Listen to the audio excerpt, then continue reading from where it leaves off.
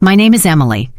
I am 34 years old and I work as a freelance graphic designer who once believed that love was the only contract that didn't need a signature. I gave up a corner office in Manhattan to build a home to support a husband who I thought was my partner against the world. I was wrong. Before I tell you how I dismantled his life brick by brick, I want you to hit that like button and subscribe if you have ever trusted someone who turned out to be a complete stranger. Let me know in the comments where you are watching from. My husband and I went into the store to do some regular shopping. As we were approaching the checkout, he stepped away to take a phone call. I paid and was about to leave when an elderly security guard came up to me. "Is that your husband?" he asked. I nodded. He quietly said, "Come with me, dear. This is about your husband. You had better see it for yourself." The fluorescent lights of the supermart hummed overhead, a sound I usually ignored, but in that moment, it felt like the only sound in the world. I looked at the security guard. His name tag read, Earl. He had kind eyes, the sort of eyes that had seen too much but chose to remain gentle. However, right now those eyes were hard-filled with a mixture of pity and urgency that made my stomach turn. I left my cart there right next to the gum and magazines. The frozen peas were starting to sweat, dripping condensation onto the floor, but I did not care. I followed Earl past the confused cashier, past the customer service desk, where people were arguing about returns, and through a heavy gray door marked Authorized Personnel Only. The corridor smelled of stale coffee and floor wax. Earl walked with a limp, but he moved fast. He did not say a word, and his silence was louder than any siren. My heart was hammering against my ribs, a frantic rhythm that echoed in my ears. I wanted to ask him what was wrong. I wanted to ask if Michael had stolen something, if he had gotten into a fight, if he had collapsed. But deep down, in the pit of my gut where intuition lives, I knew it was something far worse. We entered a small, windowless room lined with monitors. The air conditioner was blasting, making the room freezing cold, yet I felt a line of sweat trickle down my spine. Earl pointed to a chair, but I remained standing. I could not sit. I needed to be ready to run or to fight. I just did not know which one yet. "Look at screen 4, Earl said, his voice low and gravelly. I looked. The screen showed the parking lot. It was grainy, but I could clearly see our car, the silver SUV we had bought together 2 years ago. And I saw Michael. He was not on the phone with his boss. He was not pacing back and forth discussing quarterly targets or supply chain issues as he had claimed just moments ago. He was leaning against the passenger side of a red sedan parked 2 spots away from our car. I squinted, trying to make sense of what I was seeing. A woman stepped out of the red sedan. She was young. Even on the black and white screen, I could tell she was vibrant. She wore a tight dress that hugged a figure I had not had in years, and her hair was long and loose. I watched frozen as my husband, the man who had kissed me goodbye this morning and told me he loved me, reached out and pulled her close. He did not just hug her. He held her with a familiarity that made my breath catch in my throat. He buried his face in her neck, and even through the grainy footage, I could see his shoulders relax in a way they never did when he hugged me. "Who is she?" I whispered, though I knew Earl could not answer that. "Just watch," Earl said softly. Michael pulled away from her and reached into his jacket pocket. My eyes widened. I knew that jacket. I had dry cleaned it for him last week, and I knew what was in that pocket. That morning before we left the house, Michael had shown me a thick white envelope. He told me it was $5,000 in cash, a deposit he had to drop off for a vendor who only dealt in cash. He said it was crucial for his business that this deal would save his quarter. I had nodded, trusting him, even though taking that much cash out of our emergency savings had made me nervous. On the screen, Michael handed that exact white envelope to the woman. She did not look surprised. She took it, flipped through the bills quickly, and then smiled. It was a greedy, satisfied smile. She stood on her tiptoes and kissed him on the mouth. It was a long, lingering kiss. My husband kissed her back. He placed his hand on her lower back, pulling her flush against him. The room spun. I had to grab the edge of the desk to steady myself. The hum of the monitors grew deafening. That money was our safety net. That money was supposed to be for our future, for the house repairs we had been putting off for the fertility treatments we had discussed starting next month, and he just gave it to her, like it was nothing, like I was nothing. I felt a wave of nausea rise in my throat. I wanted to scream. I wanted to smash the monitor. I wanted to run out to the parking lot and tear them apart. But then I looked at Earl. He was watching me, his expression unreadable, but supportive. "I used to be a private investigator before I retired," Earl said quietly. "I have seen that look on a man's face 1,000 times. He is not just cheating on you, dear. He is moving on, and he is using your money to do it." His words were like a bucket of ice water. They shocked me out of my panic and into a state of cold, sharp clarity. Crying would not help me. Screaming would not get my money back. If I ran out there now, Michael would lie. He would say she was a vendor. He would say I was crazy. He would gaslight me until I doubted my own eyes. No, I needed to be smarter than that. I took a deep breath, forcing the air into my lungs. I looked at the screen one last time. The woman was getting back into her car. Michael was checking his reflection in her side mirror, smoothing his hair, fixing his tie. He was composing himself. He was getting ready to come back to me and play the role of the stressed-out businessman. "Can I get a copy of this?" I asked, my voice sounding strange to my own ears. It was steady. It was cold. Earl nodded. "I already saved it to a drive for you." He handed me a small USB stick. I slid it into my jeans pocket. It felt heavy like a weapon. "Thank you, Earl," I said. "You be careful," he said. "A man who lies that easily is dangerous." I walked back out into the store. The bright lights felt aggressive now, exposing every flaw, every lie. I walked back to our cart. The frozen peas had thawed completely, leaving a puddle of water on the floor. I stared at the puddle. It looked like tears. I saw Michael coming through the automatic doors. He was walking briskly, his phone in his hand, a frown etched on his forehead. He looked exhausted. He looked burdened. If I had not just seen him laughing and kissing another woman, I would have felt sorry for him. I would have asked him if he needed a massage. I would have offered to drive home so he could rest. Now all I saw was a performance. "Sorry about that, babe," he said, as he reached me, letting out a heavy sigh. "The boss is absolutely killing me." He wanted to go over the inventory numbers again. On a Saturday. Can you believe it? I looked at him. I looked at the lips that had just kissed another woman. I looked at the jacket pocket that was now empty. "That sounds terrible," I said. My voice did not shake. I was surprised by how easy it was to lie. Maybe I had learned from the best. "Did you pay?" he asked, glancing at the register. "Yes," I said. "I paid for everything." I grabbed the receipt. I had paid for the groceries. I paid for the mortgage. I paid for the car he drove. And apparently I was paying for his mistress too. "Let's go home," he said, putting a hand on my back to guide me. His touch made my skin crawl. It felt like a brand, a scorching mark of ownership that I wanted to scrub off. But I didn't flinch. I let him guide me out to the car. As we walked to the parking lot, I looked for the red sedan. It was gone, but the tire tracks were still fresh in the dust. We got into the car. The silence inside was suffocating. Usually we would listen to a podcast or talk about what we were going to cook for dinner. Today I stared out the window, watching the suburbs roll by. Every house looked perfect from the outside. Manicured lawns, SUVs in the driveways. I wondered how many of them were housing secrets like mine. Michael turned on the radio. He started humming along to a classic rock song. He seemed lighter, happier. Of course he was. Of course he had just seen his girlfriend. He had just given her $5,000. He had successfully duped his wife. He probably felt invincible. So he said, glancing at me, "You are quiet today. Everything okay?" I turned to look at him. I studied his profile, the strong jawline I used to admire, the slight gray at his temples that I thought made him look distinguished. Now, he just looked like a stranger. Just a headache, I lied. "The lights in the store were too bright. You should take something when we get home," he said, sounding concerned. His fake empathy was almost worse than his betrayal. It was an insult to my intelligence.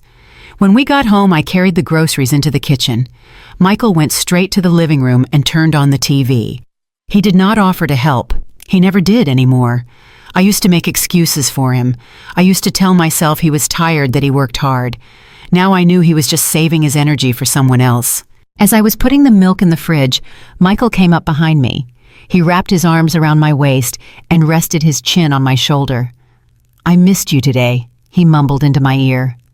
I froze. The smell hit me then. It was faint, buried under his cologne, and the scent of the car, but it was there. Vanilla and jasmine. Sweet. Cheap. It was the smell of the woman in the red sedan. I pulled away, pretending to need to reach the top shelf. "I need to take a shower," I said. "I feel gross from the store." "Don't be too long," he said, winking. "Maybe we can have some fun later." I forced a smile, a tight, grimacing smile. "Sure," I said. I locked the bathroom door and turned on the shower. I did not get in. I sat on the edge of the tub, fully clothed, and pulled the USB stick out of my pocket. I held it in my hand, squeezing it until the sharp edges dug into my palm. This little piece of plastic was the end of my marriage. It was the end of the life I had known, but it was also the beginning of something else. I thought about the money. $5,000. That was just today. How much had he given her before? How long had this been going on? I thought about the late nights at the office, the business trips that lasted a day longer than necessary, the way he angled his phone screen away from me when he texted. It all made sense now. The puzzle pieces clicked into place, forming a picture so ugly I wanted to look away, but I forced myself to stare at it. He thought I was stupid. He thought I was the naive, supportive wife who would never question him. He thought he could drain our bank accounts and play house with his mistress while I kept the home fires burning. He was wrong. I stood up and looked at myself in the mirror. My face was pale, my eyes wide and dark, but I didn't look broken. I looked dangerous. I took off my clothes and stepped into the shower. I scrubbed my skin until it was red, trying to wash away the feeling of his touch. As the hot water poured over me, I made a plan. I was not going to confront him, not yet.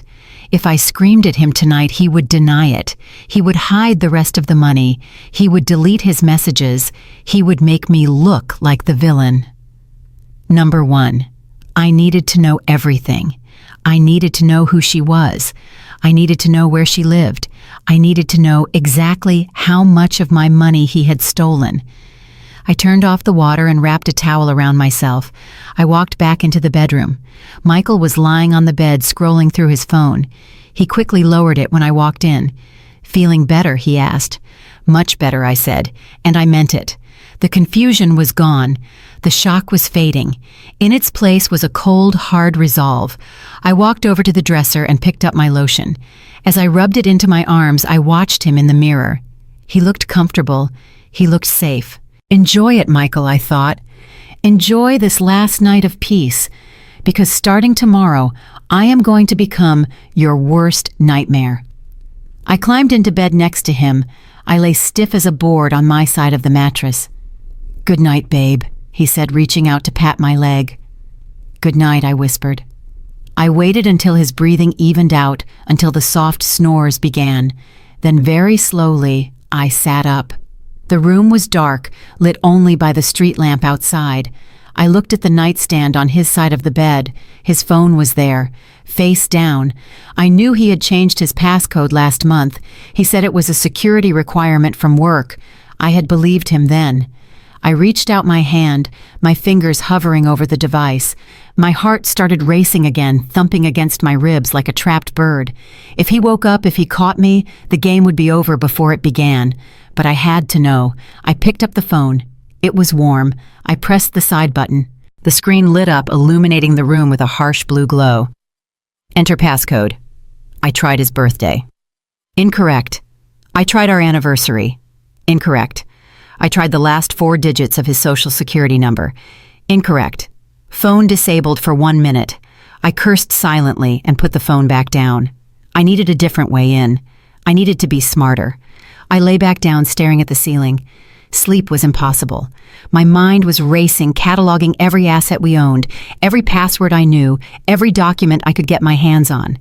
Tomorrow, Sunday, was his golf day. He always left at 8 a.m. and came back at 2 p.m. 6 hours. 6 hours to tear his life apart. I closed my eyes, but the image of the woman in the red sedan burned behind my eyelids. The way she took that envelope. The way she claimed my husband. I rolled over and looked at Michael one last time. He looked like an innocent child when he slept. It was terrifying how good the mask was. "You made a mistake, Michael," I whispered into the darkness. "You underestimated the accountant daughter. My father was an accountant. He taught me that numbers never lie, only people do. And he taught me that if you follow the money, you always find the truth."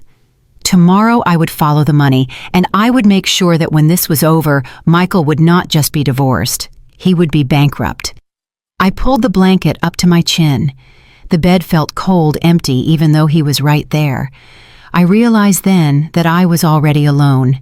I had been alone for a long time. I just had not noticed it until Earl tapped me on the shoulder in aisle 4. I touched the pocket of my jeans hanging on the chair, reassuring myself that the USB stick was still there. That was my ammunition. The war had begun. And Michael had no idea he was already losing. The next morning, the house was quiet. Michael had left for his golf game at exactly 8 o'clock, kissing my forehead and telling me to relax. I waited until the sound of his engine faded down the street before I got out of bed. The silence in the house didn't feel peaceful anymore. It felt heavy. It felt like the silence of a museum where everything is preserved behind glass, untouched and lifeless. I walked into my home office, a small room off the kitchen that Michael jokingly called my coloring corner. I sat down at my desk and looked at the framed photo on the wall. It was taken 10 years ago in New York City. In the photo, I was wearing a sharp black blazer, holding a glass of champagne, standing on the rooftop of the advertising agency where I was the youngest art director in the company history. Michael was next to me wearing a suit that was a size too big, looking nervous and out of place. People see Michael now as the confident regional sales manager. They see the expensive suits, the firm handshake, the way he commands a room. But they never knew the Michael I fell in love with. And they certainly never knew the mess I cleaned up to build the man he is today. I closed my eyes and let the memory wash over me. It was a rainy Tuesday in November. I had come home early from the agency to find Michael sitting on the floor of our tiny Brooklyn apartment, his head in his hands. He was shaking. When he looked up, his eyes were red and swollen. He told me everything, or at least he told me what he thought I needed to hear. He had a gambling problem, not just a few bad bets on football games, but a serious addiction that had spiraled out of control during his college years and followed him into adulthood. He owed $45,000 to people you do not want to owe money to. Bookies who didn't send letters, they sent guys with baseball bats. I remember the cold knot of fear in my stomach. I remember looking at him, this man I loved, and seeing how broken he was.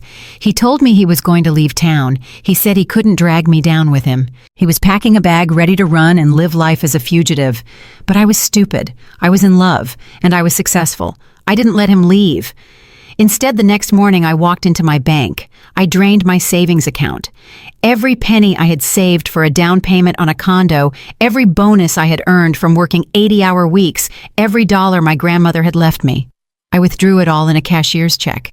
I paid off his debt. I wiped his slate clean. I never told my parents.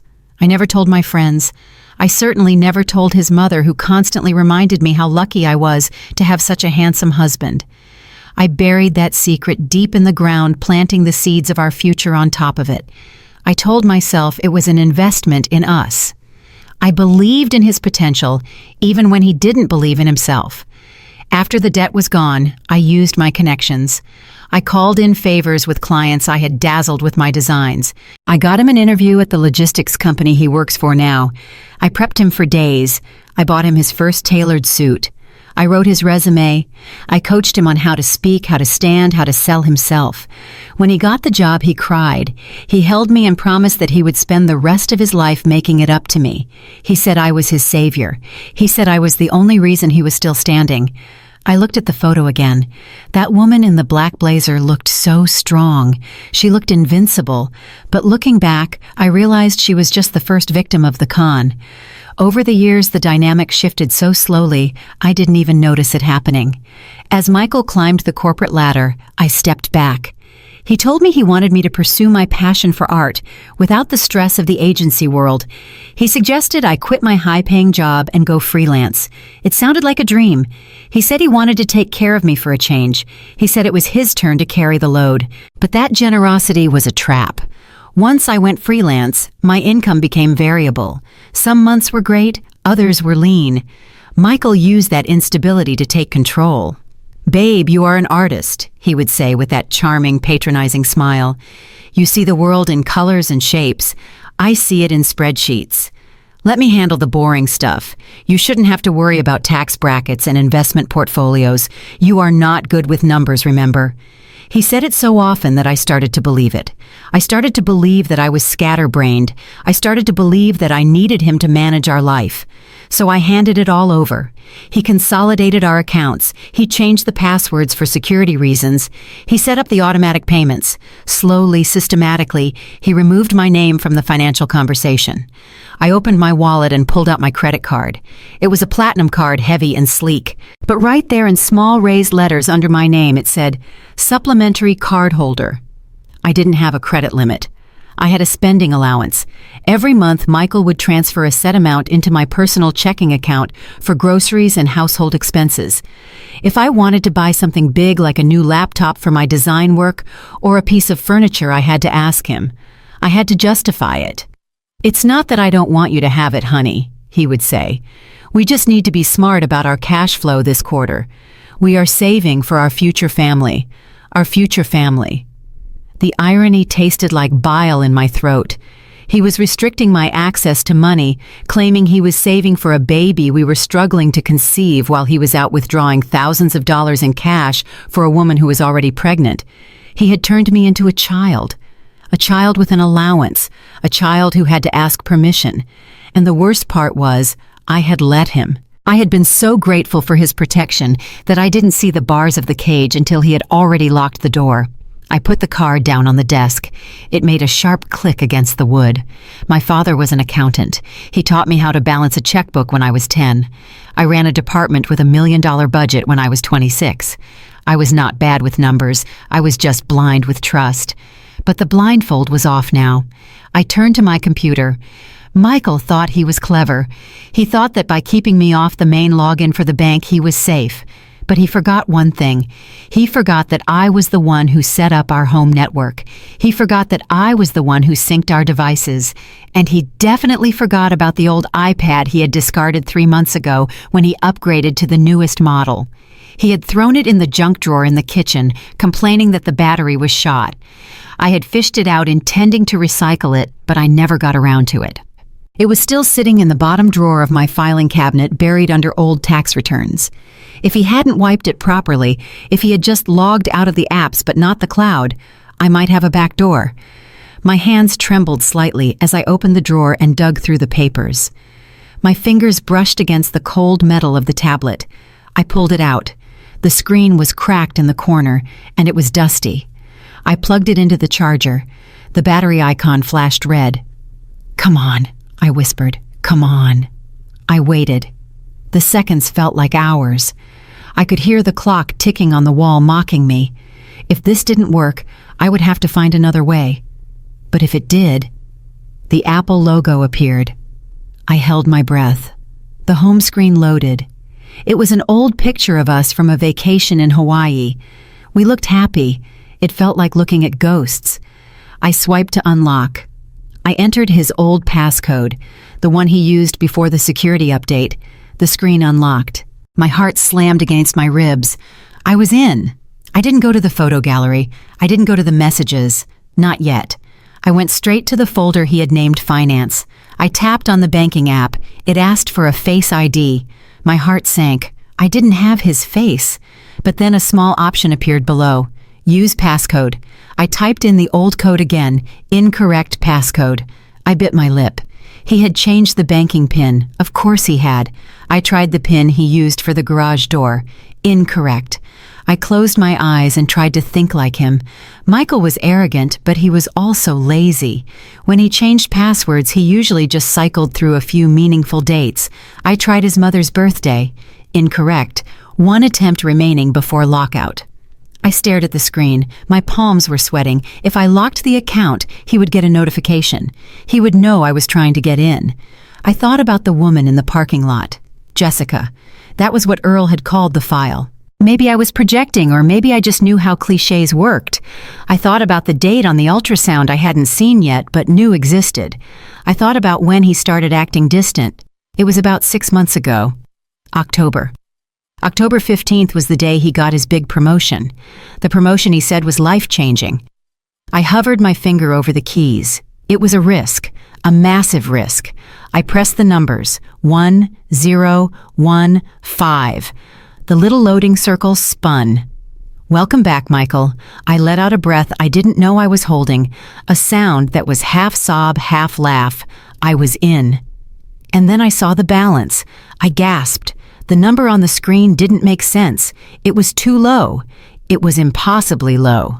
Our joint savings account, which should have had over $200,000 in it, had $12,000. I clicked on the transaction history. The screen filled with withdrawals. Cash withdrawal, cash withdrawal. Transfer to external account ending in 8890. He wasn't just spending money, he was siphoning it. And then I saw the mortgage payment. It was double what it usually was. I clicked on the details. HELOC payment, home equity, line of credit. My blood ran cold. The house belonged to me. It was my inheritance. My name was on the deed. He couldn't take out a loan against it without my signature, unless he forged it. I clicked on the document linked to the loan. It downloaded slowly. When it opened, I zoomed in on the signature line at the bottom. There it was. Emily Vance. It looked like my signature. It had the same loop on the Y. But I knew I had never signed this paper. I had never been to this bank branch. He had forged my signature to take out a $300,000 loan against my house. And judging by the transfer dates, that money was already gone. I sat back in my chair, the iPad slipping from my hands onto the desk. I felt dizzy. This wasn't just a breakup. This wasn't just a cheating husband. This was a crime. He had stolen everything. My past, my savings, and now he was trying to steal my home. I looked at the time. It was 10:30. He wouldn't be back for hours. I picked up the iPad again. My hands were steady now. The shock had burned away, leaving only a cold, hard rage. You think I am bad with numbers, Michael? I whispered to the empty room. I opened the App Store and downloaded a screen recording app. Then I opened his email. I opened his investment accounts. I opened everything. I was going to audit his entire life. And by the time he walked through that door with his golf clubs and his fake smile, I would have the evidence to bury him. I sat in my car in the driveway, staring at the contact number Earl had written on the back of a receipt. My hands were shaking, not from cold, but from a mixture of adrenaline and terror. Michael was inside the house whistling as he unpacked his golf clubs, completely unaware that the woman sitting 10 yards away was currently holding the detonator to his life. I dialed the number. It rang twice before a gruff voice answered. Hello? Earl, it is Emily, the woman from the store. There was a pause and then the voice softened. I was wondering if you would call. Are you safe? I am safe, I said, though the word felt like a lie. I am outside my house. Earl, I need to know. Why did you help me? You could have lost your job showing me that footage. I heard the scratch of a match and the exhale of smoke on the other end of the line. I told you I used to be a private investigator, Earl said. I spent 30 years tracking dirtbags. I know the look, Emily. Your husband has a clean record. I checked him out after you left. Credit score over 700. No arrests. On paper, he is a saint. But the eyes never lie. What do you mean, I asked. He has the eyes of a shark, Earl said. Flat. Hungry. When he looked at you in that store, there was nothing there. No affection, no respect, just calculation. I saw him look at your purse like it was a wallet he found on the sidewalk. I have a daughter about your age. If she was married to a man who looked at her like that, I would want someone to tell her. Tears pricked my eyes. A stranger in a security uniform saw more in 5 minutes than I had seen in 5 years. Thank you, Earl, I whispered. Do not thank me yet, he said. You have a long road ahead. Watch your back. A man like that does not give up his cash cow without a fight. If you need muscle, you call me. I hung up and wiped my face. I took a deep breath, put on my best mask of indifference, and walked into the house. Michael was in the kitchen pouring a glass of iced tea. He looked up and smiled that dazzling, boyish smile that had once made my knees weak. Now it just made my stomach turn. "Hey, babe," he said. "Great game today. Shot an 82. You should have seen my drive on the 9th hole." "That is amazing, honey," I said, walking past him to the fridge. My voice sounded hollow, but he was too self-absorbed to notice. "I am going to jump in the shower," he said, chugging the tea. "Then maybe we can order Thai food." "Sounds perfect," I said. He bounded up the stairs, leaving his phone on the counter. I stared at it. Tempting, but I knew the passcode lockout was still active. I needed something bigger. I needed the master key. I waited until I heard the water running upstairs. The pipes in this old house groaned when the shower was on, a sound I used to find charming because it reminded me of my grandmother. Now it was just the signal that the coast was clear. I walked softly up the stairs. The bathroom door was closed and steam was seeping out from underneath. I could hear Michael singing off key. He was happy. He was content. I slipped into our bedroom and went straight to his side of the bed. His laptop was sitting on the nightstand. It was a sleek silver machine that he claimed contained sensitive company data. He never let me touch it. I opened the lid. The screen remained black. It was asleep. I pressed the power button. Enter password. I didn't panic. I reached into my pocket and pulled out a small USB drive I had prepared earlier using the software I used for my design work. It wasn't high-tech spy gear, but it was a bootable drive that could bypass the standard login if the encryption wasn't enterprise level. Michael was a sales guy, not a tech guy. He relied on the company IT department for security, and I knew for a fact he often disabled updates because they annoyed him. I plugged the drive in and restarted the computer. I held down the command keys. The screen flickered. Lines of code scrolled past. I held my breath, listening to the water running in the bathroom.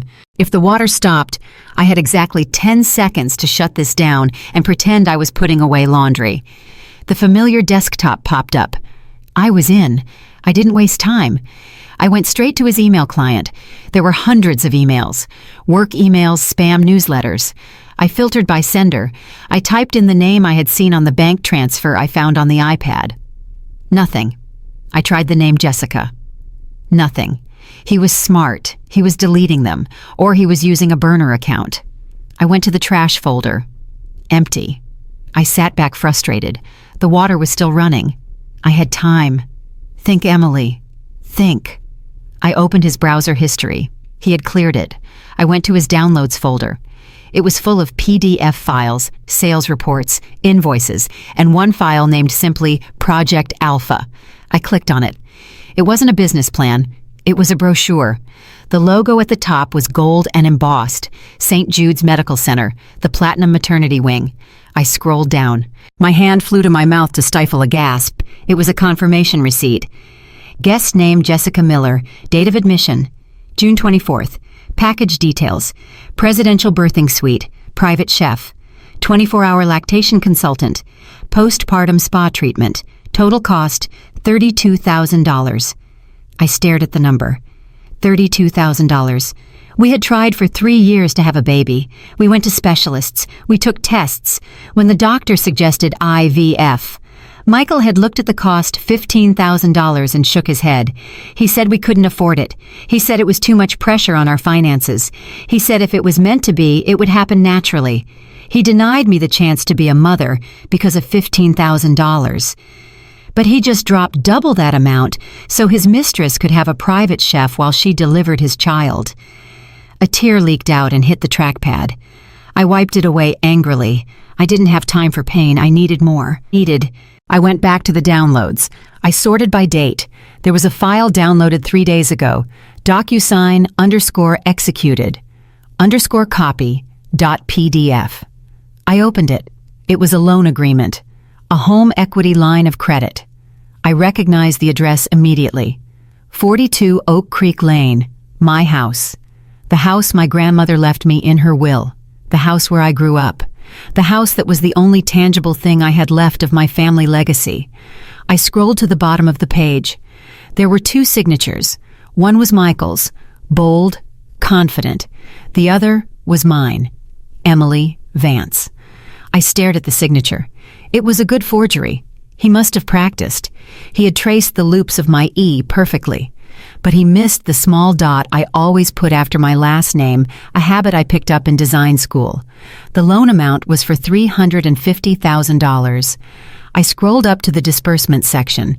The funds had been wired to an account under the name M&J Holdings LLC, Michael and Jessica. He wasn't just cheating on me. He wasn't just using our savings. He was mortgaging my past to pay for his future. He was stealing the roof over my head. If he defaulted on this loan, and knowing Michael he would once he ran off with her, the bank would come for my house. They would evict me. I would be homeless. He would be living in whatever paradise he was building with Jessica, and I would be on the street wondering what happened. I felt a wave of nausea so strong I thought I was going to throw up. The betrayal was total. It was financial murder. He was systematically deleting my existence. The shower water stopped. Panic surged through me. I quickly closed the files. I dragged the copies onto my USB drive. The progress bar moved agonizingly slow. Come on, come on. I heard the bathroom door open. I heard his heavy footsteps on the tile. The transfer finished. I yanked the USB drive out and shoved it into my bra. I slammed the laptop lid shut, just as the bedroom door handle turned. I stood up and grabbed a pile of clean laundry from the basket on the floor, turning to face him. Michael walked in a towel wrapped around his waist, steam billowing behind him. He looked pink and scrubbed clean. "Hey," he said, drying his hair with a second towel. "What are you doing?" "Just putting away your socks," I said. My voice was steady. It was the performance of a lifetime. He looked at the laptop on the nightstand. Then he looked at me. "Did you touch my computer?" he asked. His voice dropped an octave. The charm was gone, instantly replaced by a cold suspicion. I laughed, a short, dismissive laugh. "God, no. I just dusted the nightstand. You know I don't touch your work stuff. It is all spreadsheets and boring sales jargon." He studied me for a second, looking for the lie. Earl was right. His eyes were flat. There was no love there, just a predator assessing a threat. "Good," he said, relaxing slightly. "I have some sensitive client data on there. I would hate for you to accidentally delete something." I turned away to put the socks in the drawer, hiding the shaking of my hands. "I bet you would," I thought. He walked over and kissed me on the cheek. His skin was damp and smelled of his expensive body wash, the same body wash I bought for him. "I am starving," he said. "Let's order that Thai food. I want the spicy curry." I watched him walk into the closet to get dressed. He was humming again. He had no idea. He thought he had gotten away with it. He thought I was the same stupid, doting wife he had left this morning. But that wife was dead. She died the moment I saw that birthing suite receipt. I looked at myself in the vanity mirror. My face was pale, but my eyes were burning. "You want spicy curry, Michael," I whispered to my reflection. I touched the cold plastic of the USB drive against my skin. "I am going to serve you something much hotter than that." I walked out of the room, leaving the ghost of the woman I used to be behind. I had the evidence. I had the motive. And now I had the rage to burn his entire world to the ground. The following Monday morning, I woke up before the alarm. For the first time in months, I did not feel the heavy fog of depression or the anxiety of trying to please a man who could not be pleased. Instead, I felt a strange electric clarity. It was the feeling of a general looking over a battlefield, knowing exactly where the mines were buried because she was the one who had planted them. I lay in bed for a moment, listening to Michael breathing beside me. He was still asleep, his mouth slightly open, looking for all the world like an innocent man. It was terrifying how good the mask was. If I had not seen the footage, if I had not seen the bank transfers, I would still be lying here thinking about how to make his coffee perfectly. But the Emily who desperately wanted his approval was gone. She had packed her bags and left the building, leaving behind a cold, calculating woman who was ready to play a game he did not even know had started. I got up and went to the kitchen. I decided that today I would be the perfect wife. I would be so perfect it would be unsettling. I made a full breakfast, Pancakes, scrambled eggs, bacon, and fresh coffee. The smell filled the house, masking the scent of betrayal that seemed to linger in the air. When Michael came downstairs adjusting his tie, he looked surprised. "Wow," he said, eyeing the spread. "What is the occasion?" I smiled. It was a bright, dazzling smile that didn't reach my eyes. "No occasion," I said, pouring his coffee. "I just realized how hard you have been working lately. With the quarter closing and all that stress you mentioned, I wanted to make sure you started the week right." He relaxed instantly. His ego was so massive that he didn't question my kindness. He just assumed he deserved it. "You are the best, babe," he said, sitting down and digging into the eggs. "I do not know what I would do without you." I watched him eat. I watched the way he chewed, the way he wiped his mouth. Every movement felt like a performance now. "I would be lost without you too." "Michael," I said, my voice dripping with sweetness. I waited until he was halfway through his meal before I made my first move. It was a subtle pawn advance designed to test his defenses. I walked over to the counter where the mail from Saturday was piled up. I had already sorted through it earlier, removing the bills and the junk, but I had planted something special in the stack. I picked up the pile and brought it to the table, setting it down next to his plate. "Here's the mail, honey," I said casually. "I think there is a new issue of Golf Digest in there for you." "Thanks." He mumbled, his mouth full of bacon. He wiped his hands and started flipping through the envelopes. I went back to the stove, pretending to scrub a pan, but I was watching his reflection in the window above the sink. He flipped past a credit card offer. He flipped past a utility bill. Then he stopped. His hand froze in midair. I knew exactly what he was looking at. It was a glossy, tri-fold brochure I had picked up from a law firm downtown weeks ago for a friend but never gave to her. It was for Goldman and Associates. The front of the brochure featured a picture of a gavel smashing a wedding ring with bold text that read, "Aggressive divorce representation.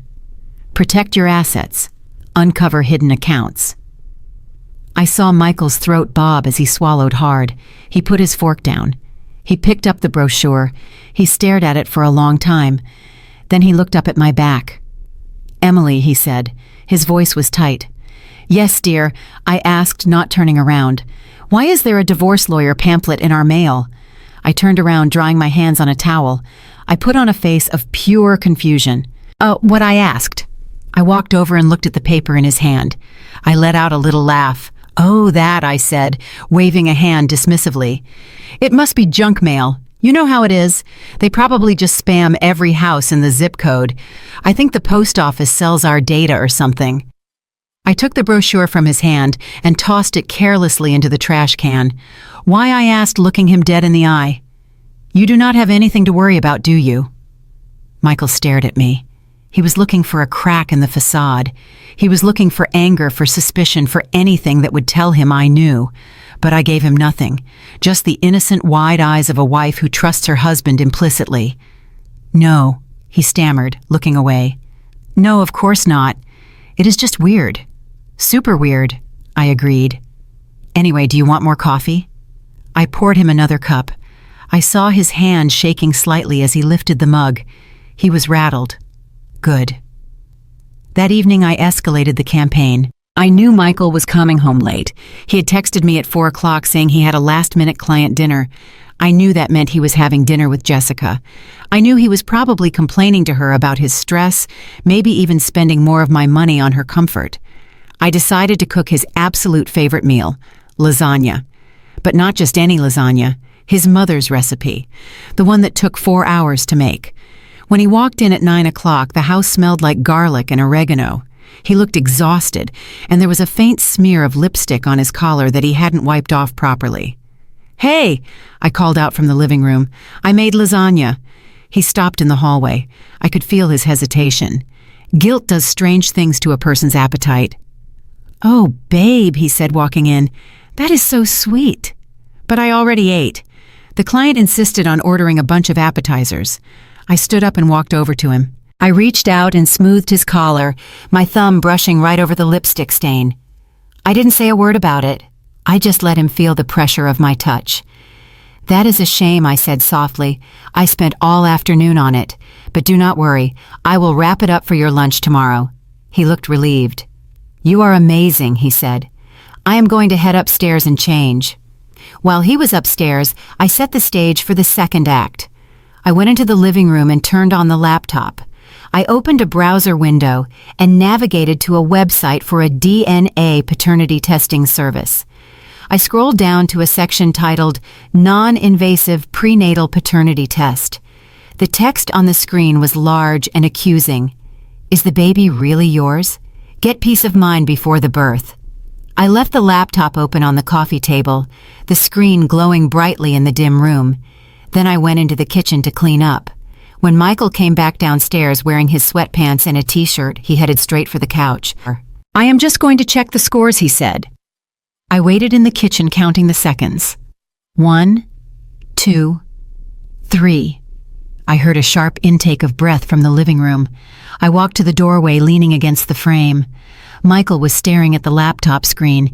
His face had gone pale, the blood draining from his cheeks so fast it looked like he might faint.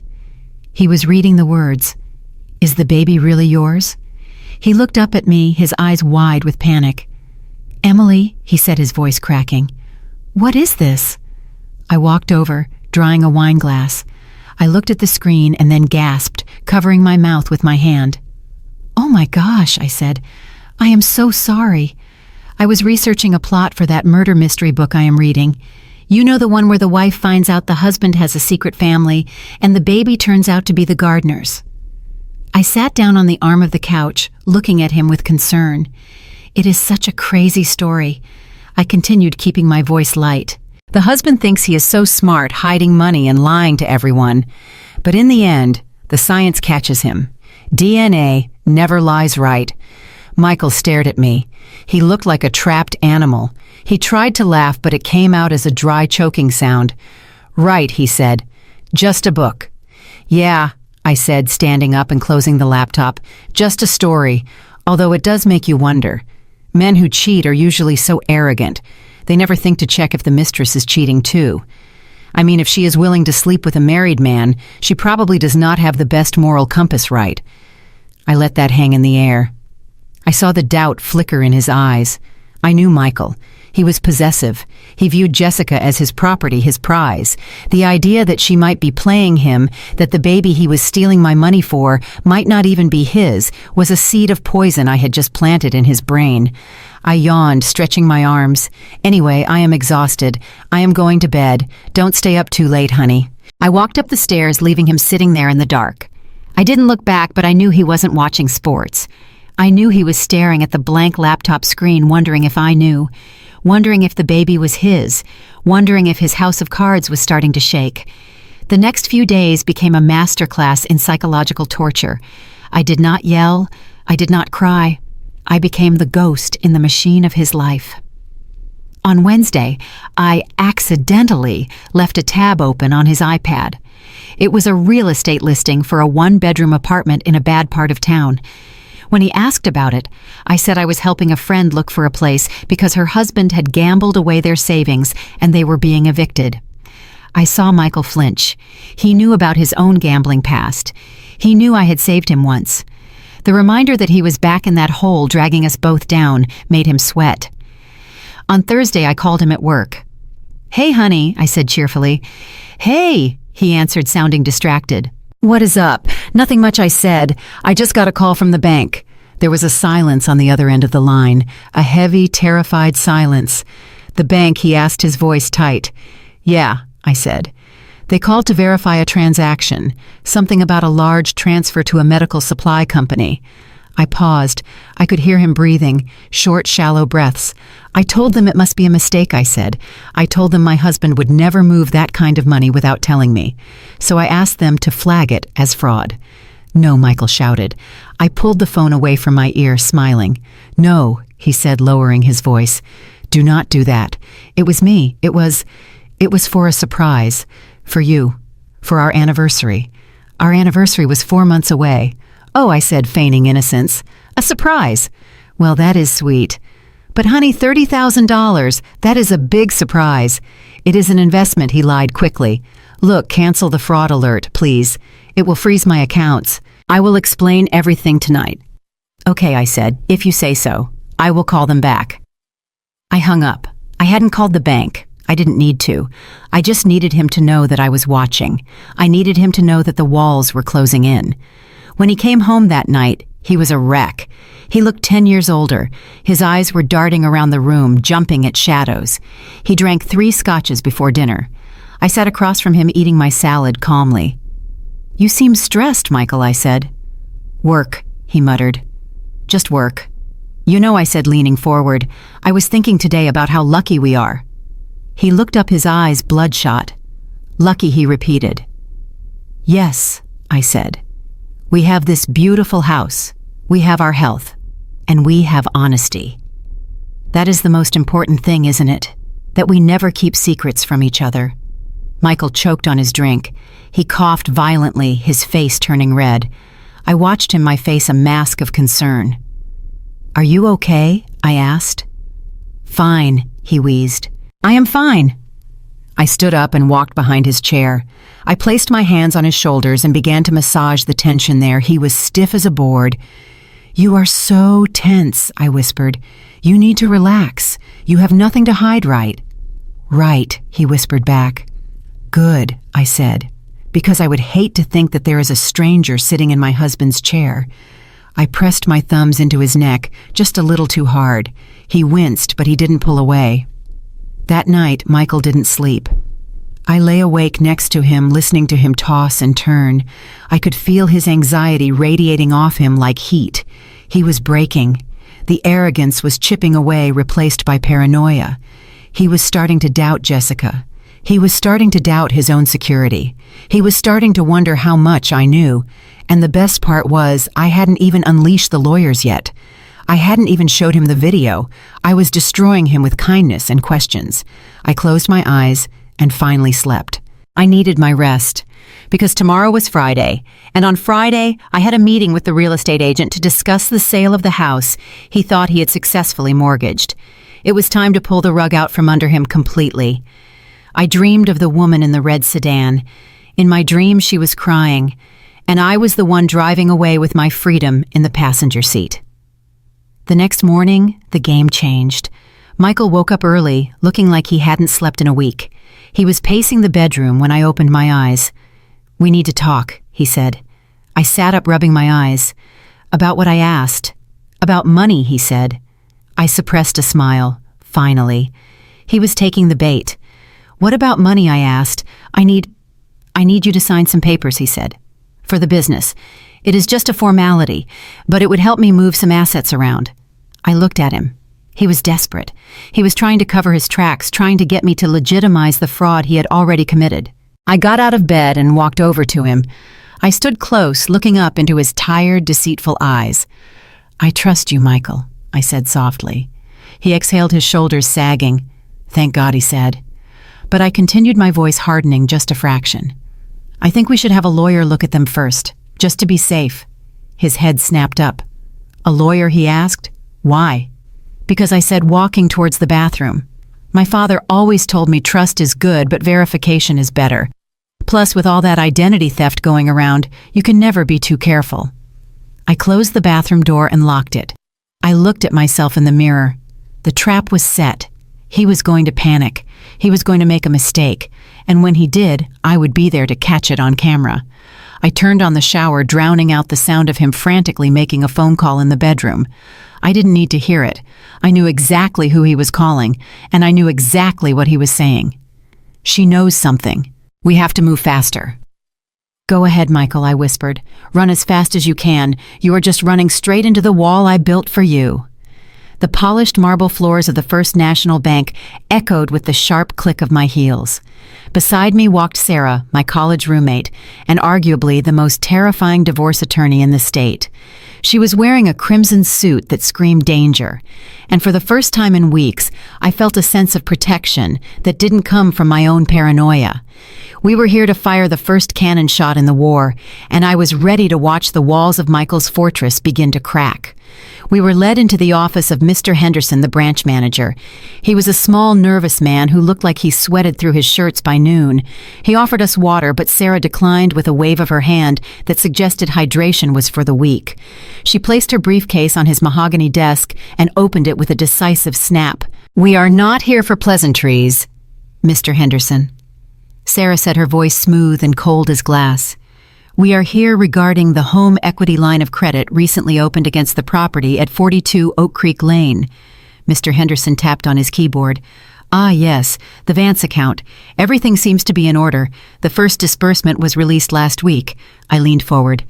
The leather chair creaked beneath me. Mr. Henderson, I said, keeping my voice steady, I did not sign those papers. The manager blinked, his fingers freezing over the keys. I beg your pardon, Mrs. Vance. I did not sign the loan agreement. I repeated slower this time. My husband, Michael Vance, forged my signature. That money was obtained fraudulently. Mr. Henderson looked at his screen, then back at me. He laughed nervously. Surely there is some mistake. Spouses often sign for each other in urgent situations.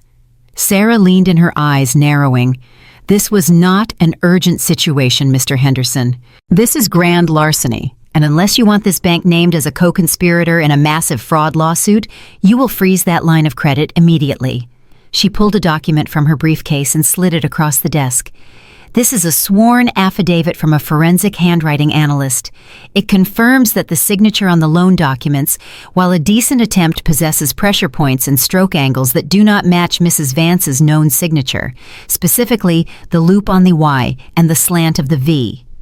Mr. Henderson picked up the paper. His hands were shaking. He looked from the affidavit to his computer screen. If what you are saying is true, he stammered, then we have a serious problem. No, Sarah corrected him. You have a serious problem. My client is simply the victim. You released $350,000 without proper identity verification. You accepted a document that was not notarized in your presence. Mr. Henderson paled. Mr. Vance brought the papers in signed. He said his wife was ill and couldn't travel. Since he is a long-standing client, since he is a man Sarah finished for him, you assumed he was telling the truth. She stood up. Freeze the account. Initiate an internal fraud investigation. And do not, under any circumstances, notify Mr. Vance that his wife was here. If he asks, tell him there is a regulatory hold on the account due to a system audit. Do I make myself clear? Crystal clear, Mr. Henderson whispered. We walked out of the bank into the blinding sunlight. The adrenaline was pumping through my veins. It felt good. It felt like taking a breath of fresh air after being underwater for months. Step 1, complete, Sarah said, checking her phone. The money tap is turned off. Now we need to know what he is planning to do when he realizes the well has run dry. That is where step 2 comes in, I said. I drove to the back of a deserted parking structure near the mall. A dark sedan was waiting in the shadows of the concrete pillars. As I pulled up, the driver's door opened and Earl stepped out. He wasn't wearing his security uniform today. He was wearing a faded denim jacket and a baseball cap, looking every bit the retired detective he was. He was holding a small black case. Did you bring the car? He asked. I nodded. I told Michael I was taking his SUV to get it detailed as a surprise. He was so relieved I was being nice to him that he handed over the keys without a second thought. Earl opened the passenger door of Michael's SUV. He worked quickly, his hands moving with the precision of a surgeon. I am placing 2 devices, he explained. One is a GPS tracker. It is magnetic, goes right inside the wheel well. He will never find it unless he puts the car on a lift. The second is a listening device, high-gain audio. He reached under the dashboard near the steering column. He secured a tiny black box with zip ties, tucking it deep behind the wiring harness. It draws power from the car battery, Earl said, so you do not have to worry about charging it. It will transmit audio directly to the app I installed on your phone. It activates on voice command or when the engine starts. He crawled out and dusted off his knees. He thinks he is safe in here, Earl said, patting the dashboard. Men like him always think the car is their sanctuary. It is the only place they feel they can be their true selves. We are about to hear who your husband really is. I drove the SUV to the car wash, got it detailed as promised, and returned it to the driveway before Michael got home. When he walked in that evening, I handed him the keys with a smile. All clean, I said. Thanks, babe, he said, kissing my cheek. He seemed edgy. I suspected he had tried to access the funds from the loan and hit the block we put in place. I am going to run to the store, he said. I need cigarettes. Michael didn't smoke. Okay, I said. Drive safe. As soon as the front door closed, I ran to the living room and grabbed my phone. I opened the app Earl had given me. A map appeared on the screen, a red dot moving down our street. I put in my earbuds and tapped the Listen Live button. At first, there was only the sound of the engine and the turn signal clicking. Then the ringing of a Bluetooth call. Pick up, pick up, pick up. Michael's voice hissed through the headphones. He sounded frantic. Hello? A woman's voice. Jessica, why are you calling me Michael? She snapped. You said not to call when you were at the house. I am not at the house, Michael shouted. I am in the car. Listen, we have a problem. What now? Jessica sighed. Did she find the receipt? Number worse. The bank account is frozen. What I tried to transfer 10 grand to the contractor for the nursery renovation today. It was declined. I called the bank and they gave me some crap about a regulatory audit. They said the funds are on hold for at least 48 hours. Jessica let out a string of curses that would make a sailor blush. This sweet, innocent girl who Michael had described as his soulmate had a mouth like a gutter. You are useless, Michael, she spat. You told me the money was secured. You told me she was too stupid to notice. She is too stupid, Michael yelled, hitting the steering wheel. I could hear the thud through the microphone. She has no idea. She's busy baking lasagna and asking if I am stressed. It is just the bank being difficult. Well, fix it, Jessica said. My mom is coming to town next week. If that nursery isn't started, she's going to ask questions, and I am not going to raise this baby in a construction zone while you play happy family with that barren cow. The insult stung, but I pushed it down. Barren cow. That was what they called me. Don't worry, babe. Michael said, his voice softening into that manipulative tone I knew so well. I have a backup plan. I was hoping I wouldn't have to use it this early, but the bank thing is pushing my timeline up. What backup plan? Jessica asked. I am working on her, Michael said. I have been moving things around the house, hiding her keys, deleting emails she swears she sent. Yesterday I convinced her she forgot to pay the electric bill even though she paid it last week. She is starting to crack, Jess. I froze. My blood turned to ice in my veins. The missing keys, the confusing emails, the electric bill argument we had 2 days ago where I ended up apologizing in tears because I thought I was losing my mind. It wasn't stress. It wasn't early onset dementia, which I had secretly Googled in a panic. It was him. He was doing it on purpose. So what? Jessica asked, sounding bored. So she is crazy. How does that get us the money? It gets us everything, Michael said. His voice dropped, becoming dark and sinister. If I can prove she is mentally unstable, if I can prove she is a danger to herself or her finances, I can file for emergency conservatorship. Conservatorship, power of attorney, Michael explained. I get a doctor to sign off that she is having a breakdown, maybe brought on by the grief of not being able to have kids. The court grants me control of her assets to protect her. I get the house, I get the investments, I get everything, and she gets sent away to a facility to recover. There was a silence on the line. I stopped breathing. I sat on my couch, clutching the phone, my entire body trembling. He wasn't just planning to divorce me. He wasn't just planning to steal from me. He was planning to lock me up. He was going to take away my freedom. He was going to drug me, silence me, and throw me into an institution so he could live in my house with his mistress. That is dark, Michael, Jessica said, but she sounded impressed, not horrified. Can you really pull that off? Watch me, Michael said. I have already been planting the seeds with our friends, telling them Emily has been acting erratic, telling them she is having mood swings. Tonight I'm going to up the dosage. Up the dosage. I slipped some of those anxiety meds I got from my mom into her tea this morning. Just a half pill. Tonight I will give her a whole one. She will be slurring her words by dinner. If she acts crazy enough, maybe I can call the paramedics. Get it on record.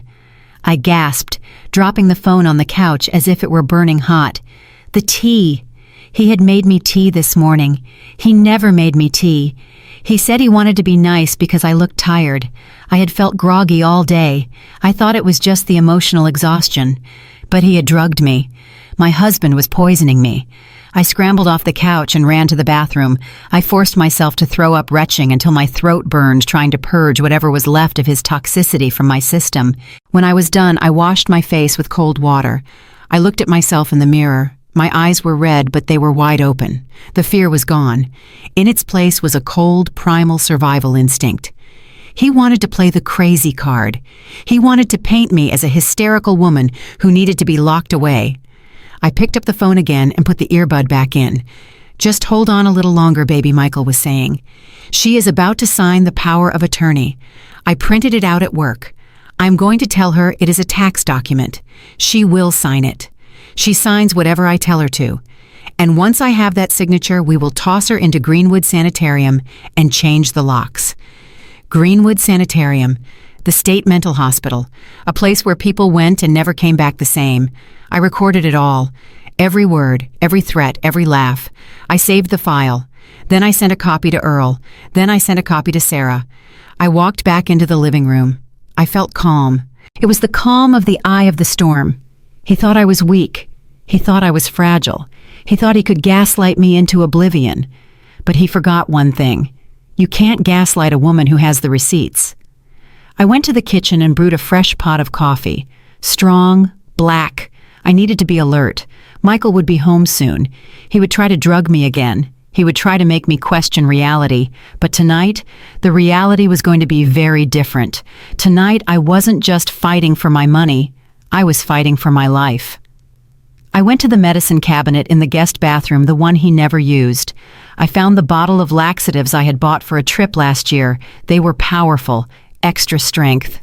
I took the bottle to the kitchen. If he wanted to play chemist, two could play that game. I crushed 3 of the pills into a fine powder. I mixed it into the spicy curry sauce that was simmering on the stove, the curry he had requested. The curry that would mask the bitter taste perfectly. He wanted to make me sick. I would make him wish he was dead. I sat down at the kitchen island and waited. The sun was setting, casting long shadows across the floor. The garage door opened. Showtime. Michael walked in looking flushed.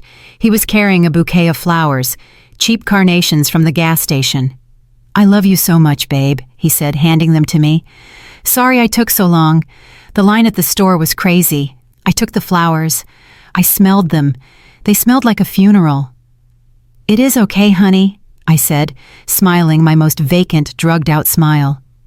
"I am just happy you are home. Dinner is ready." He looked at me, searching for signs of the pill he had given me earlier.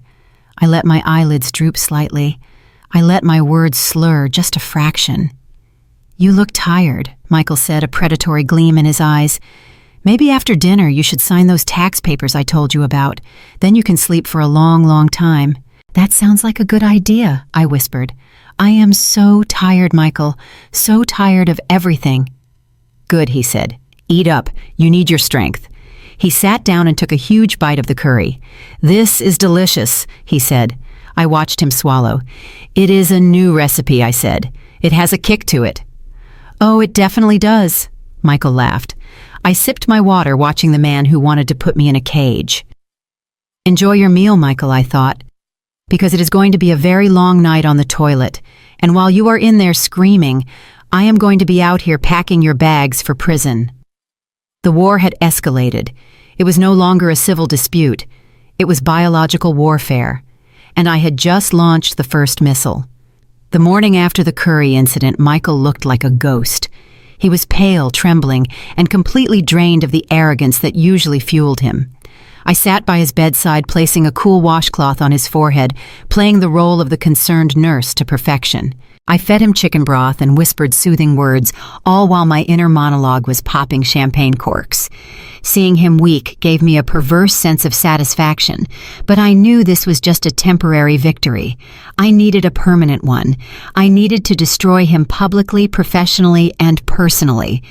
And I had the perfect stage in mind. "Michael, honey," I said softly, stroking his hair. "I have been thinking," he groaned, keeping his eyes closed. "About what?" he rasped. "About us," I said. "About everything you have been going through, the stress at work, the pressure, and now this sudden illness. It feels like we are under a cloud, doesn't it?" He nodded weakly. "Yeah, a dark cloud. I think we need to change the narrative, I said, using a term I knew he loved. He always talked about controlling the narrative in his sales meetings. I think we need to show the world, and especially your boss, Mr. Sterling, that the Vance family is strong, that you are thriving. He opened one eye. What are you talking about? Our 10th anniversary is next month, I said. But why wait? Why don't we celebrate it this Saturday? A massive party, a black tie gala. We can rent out the banquet hall at the Grand Oak Hotel. Michael tried to sit up, but fell back against the pillows. Emily, we can't afford that. You know the finances are tight right now. I shushed him gently. Don't worry about the money. I still have that emergency fund from my grandmother's estate, the one I told you I would never touch. Well, I think this is an emergency. I want to spend it on us, on you. I saw the greed flicker in his eyes, cutting through the sickness. He thought he had drained me dry, but hearing there was one last pot of gold he hadn't touched made him salvageable. You would do that for me, he asked. Of course, I said. And think about the optics, Michael. We invite Mr. Sterling. We invite the board members. We invite your top clients. You can stand up there, make a speech about loyalty and commitment. It will cement your promotion. Mr. Sterling loves family men. If he sees you honoring your wife of 10 years, he will trust you with the regional director position. I could see the gears turning in his head. He wasn't thinking about me. He wasn't thinking about love. He was calculating the ROI, return on investment. A party paid for by his gullible wife that would secure him a raise and a title. It played perfectly into his plan. If he was going to gaslight me into a mental institution later, a public display of affection now would make him look like the grieving, supportive husband when I eventually snapped. It was the perfect cover. Do it, he said, a small smile playing on his pale lips. Make it big, Emily. I want everyone to be there. Everyone, I repeated. You have no idea. The next 3 days were a whirlwind of planning. I moved with the efficiency of an assassin. I booked the ballroom. I hired the caterers. I ordered the flowers, white lilies, the symbol of funerals, though Michael just thought they were elegant. But the most important part was the guest list. I sat in my office, the door locked, staring at the list of names on my computer screen. Mr. Sterling, check. The board of directors, check. Michael's colleagues who had helped cover for his affairs, check. And then the guests of honor. I opened a new browser tab and searched for Miller Hardware Supply. It was a successful family business 2 towns over. The owners were Robert and Linda Miller, Jessica's parents. I had found this out thanks to Earl. He had run a background check on Jessica and found that her parents were wealthy, conservative, and fiercely protective. They thought their daughter was working as an executive assistant at a top firm in the city. They had no idea she was the pregnant mistress of a married man who was spending his wife's money to put her up in a luxury birthing suite. I picked up the phone and dialed the number for Miller Hardware. Hello, I said when a woman answered. May I speak to Mrs. Linda Miller, please? Speaking. Mrs. Miller, my name is Emily Vance. I am a freelance graphic designer, but I am also the wife of Michael Vance from Logistics Corp. There was a pause. I do not believe we have met, Mrs. Vance. We haven't, I said, injecting a tone of warm professional admiration into my voice. But my husband speaks so highly of your business. He is actually looking to expand his vendor network, and he has identified your company as a gold standard in the region. Really? Mrs. Miller sounded flattered. That is very kind of him. Yes, I continued. In fact, we are hosting a large gala this Saturday. It is a celebration of Michael's 10 years in the industry, and we are using it as an opportunity to network with potential high-level partners. Michael specifically asked me to invite you and your husband. He is very interested in discussing a partnership. I held my breath. If she asked Jessica, the game was up. But I was banking on the fact that Jessica was likely keeping her work life and her boyfriend very separate from her parents to avoid scrutiny. That sounds wonderful, Mrs. Miller said. We would be honored to attend. Excellent, I said. I will email you the details. It is going to be a night to remember. I hung up the phone and let out a long, shaky breath.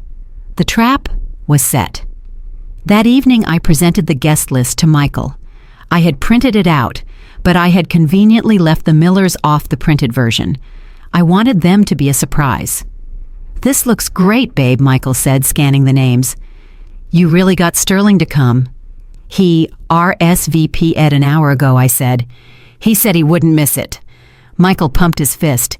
Yes, this is it. After this night, I am going to be untouchable. I looked at him feeling a wave of disgust so potent I almost choked. He was so confident, so smug. He thought he was the puppet master, but he was just dancing on strings I was holding. Oh, by the way, I said casually, I reached out to a few local business owners too, just to pad the room, make you look like a pillar of the community. Good thinking, he said. The more the merrier. He stood up and walked over to the mirror, adjusting his collar. He looked healthy again. The poison had left his system, but the rot in his soul remained. I need to go buy a new suit, he said. I need to look sharp. Use the credit card, I said. The one linked to the joint account. He froze. I thought the account was frozen. Oh, I called the bank. I lied smoothly. It was just a glitch. A security flag because of that large transfer you tried to make. I cleared it up. Told them it was for a surprise gift for me. They unlocked it this morning. He let out a sigh of relief. You are a lifesaver, Emily. Seriously. He grabbed his keys and headed for the door. I knew he wasn't going to buy a suit. He was going to withdraw cash. He was going to try to move the money again before I changed my mind. But what he didn't know was that I hadn't called the bank. The account was still frozen solid. He was going to walk into that store, try to swipe his card, and get declined. And then he would have to use his own secret stash, the cash he had been hoarding, to buy that suit. I was forcing him to bleed his own reserves. I walked to the window and watched him drive away. Go ahead, Michael, I whispered. Buy your suit. Make sure it is a nice one. You will need to look good for your mugshot. Friday night, the night before the party, the atmosphere in the house was electric. Michael was manic with energy. He was pacing around the living room rehearsing his speech. I want to thank my beautiful wife, Emily, he said, gesturing to an imaginary audience, for standing by me, for being my rock. He looked at me for approval. How was that? Perfect, I said from the couch. It sounds very sincere. It has to be, he said, winking. Sterling eats this sentimental stuff up. He sat down next to me and took my hand. His palm was sweaty. You know Emily? He said, his voice dropping to a conspiratorial whisper. I know things have been weird lately. I know I have been distant. But after tomorrow, everything is going to change. We are going to start a new chapter. I looked at our joined hands. I saw the wedding ring on his finger, a ring he took off every time he met Jessica. Yes, Michael, I said, looking him dead in the eye. Everything is going to change. You have no idea how right you are. My phone buzzed in my pocket. It was a text from Earl. Assets secured, cameras in position at the hotel. I will be at the security desk if you need me. Good luck, kid. I squeezed Michael's hand back. I am going to go to bed early, I said. I have a long day of prep tomorrow. I went upstairs and walked into the closet. Hanging on the door was my dress. It wasn't white. It wasn't black. It was a deep blood red. It was a dress that commanded attention. It was a dress that said, I am not a victim. I ran my hand over the silk. Tomorrow, everyone would be looking at me. They would see a devoted wife standing by her successful husband. And then, with one click of a remote, I would show them the monster underneath the suit. I lay in bed that night staring at the ceiling. I thought about the last 10 years, the sacrifices, the late nights helping him with his reports, the way I defended him to my parents when they said he wasn't good enough. They were right. He wasn't good enough. He was a parasite. But parasites only survive as long as the host lets them. And this host was done feeding him. Saturday arrived with a bright, mocking sunshine. The morning was a blur of hair and makeup appointments. I didn't let Michael see me. I told him it was bad luck to see the wife before the party playing on his superstitions. We took separate cars to the hotel. He went early to check the sound system. I arrived fashionably late. When I walked into the ballroom, the air was thick with perfume and expensive cologne. The room was packed. Crystal chandeliers glittered overhead. Waiters circulated with trays of champagne. And there, in the center of the room, holding court, was Michael. He looked handsome in his new suit, which I assumed he had paid for with the last of his hidden cash. He was laughing at something Mr. Sterling said, his head thrown back in a display of confidence. I took a deep breath and stepped into the room. He saw me. His eyes widened. The red dress was doing its job. He excused himself and rushed over to me. "Wow," he whispered. "You look incredible." I smiled. "Thank you, darling. Are you ready?" "Born ready," he said. I looked around the room. I saw Mr. Sterling. I saw the board members. And then near the back, standing by the shrimp cocktail tower, I saw them. An older couple. The man wore a stiff gray suit, the woman in a conservative blue gown. They looked impressed by the venue. The Millers. I felt a surge of adrenaline. "Michael," I said, "there are some very important people I need you to meet, the ones I told you about. Potential clients." "Oh, right," he said, rubbing his hands together. "Point them out." I guided him through the crowd. We weaved past the colleagues, past the friends who were really his accomplices. "See that couple by the food station," I said? "That is Robert and Linda Miller. They own Miller Hardware. Huge contract potential." Michael's eyes lit up. "Miller Hardware. I have been trying to get a meeting with them for 2 years. How did you pull this off?" "I have my ways," I said.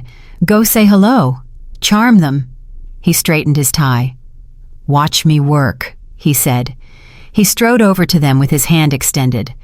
I hung back watching from behind a pillar. "Mr. and Mrs. Miller." Michael said, his voice booming with charisma. "I am Michael Vance. I am so honored you could join us tonight." Robert Miller shook his hand firmly. "Mr. Vance, your wife was very persuasive. She told us you run a tight ship here." "I do indeed." Michael beamed. "We pride ourselves on family values and integrity." Mrs. Miller smiled warmly. "That is wonderful to hear. You know our daughter Jessica speaks very highly of her boss, but she never mentioned she knew someone as successful as you." I saw Michael freeze. The smile didn't leave his face, but it became rigid like a mask made of plaster. "Jessica," he repeated. "Yes," Mrs. Miller continued. "Jessica Miller, our daughter. She works in the city." Michael's eyes darted left and right. He was trying to process the information. Miller Hardware, Jessica Miller. He realized in that second that he was shaking hands with the parents of his pregnant mistress. "Oh," he stammered, I don't think I know a Jessica." Mrs. Miller looked confused. "Oh, that is strange. She said she was coming tonight. She said her boyfriend was receiving an award." Michael's face went from pale to gray. "Her boyfriend," he choked out. "Yes," Mrs. Miller said. "She should be here any minute. She is bringing the ultrasound pictures. We are going to be grandparents." Can you believe it? I watched Michael's world tilt on its axis. He looked like he was going to vomit on his expensive shoes. He looked around frantically. He was looking for me. I stepped out from behind the pillar. I raised my glass of champagne and caught his eye. I mouthed the words, "Happy Anniversary." And then the double doors at the back of the ballroom opened. Jessica walked in. She wasn't wearing a disguise. She was wearing a tight silver dress that showed off her baby bump. She looked radiant and expecting to be greeted by her loving boyfriend who had promised her he would leave his wife soon. She scanned the room. She saw her parents. She froze. Then she saw Michael standing next to them. She smiled and waved, completely oblivious to the trap she had just walked into. "Mom. Dad." She called out, her voice carrying over the sudden silence of the room. "I didn't know you guys were coming to Michael's party." The silence that followed was deafening. It wasn't just a lull in conversation. It was the sound of a guillotine blade hanging in the air waiting to drop. Mr. Sterling turned around. The board members turned around. And Michael stood there trapped between his wife, his mistress, his boss, and the parents of the woman he had impregnated. I walked up to the microphone on the small stage. I tapped it twice. Thump, thump. Testing. I said, my voice clear and calm. "Can everyone hear me?" The room turned to look at me. Michael looked at me with sheer terror. He shook his head slightly, pleading with his eyes. "Don't. Please don't." I smiled. A cold, shark-like smile. "Welcome, everyone," I said. "Thank you for coming to celebrate 10 years of marriage. And the beginning of the end." I signaled to the technician in the back, Earl, who was giving me a thumbs up. "Hit it, Earl." The projector screen behind me lowered. The lights dimmed. Michael lunged for the stage. "Emily, no." But he was too late. The first image flashed onto the screen. It wasn't a wedding photo, it was the bank statement showing the unauthorized withdrawal. And then the video started playing. The video from the car. The party wasn't a celebration, it was an autopsy, and I was holding the scalpel. The ballroom of the Grand Oak Hotel was a masterpiece of deception. Crystal chandeliers dripped from the ceiling like frozen tears, casting a golden glow over the 300 guests who had gathered to celebrate a lie. I stood near the edge of the stage, a glass of sparkling water in my hand, watching the man I had vowed to love and cherish perform his greatest act yet. Michael stood at the podium, bathed in a spotlight that seemed to feed his ego. He looked undeniable. The charcoal suit fit him perfectly, the one he had bought with the last scraps of his hidden cash, thinking it was an investment in his future. He gripped the microphone with a confidence that made my stomach turn, flashing that boyish, charming smile that had once fooled me and was now fooling everyone in this room. The air was thick with the scent of lilies and roasted duck, a suffocating perfume of wealth and success.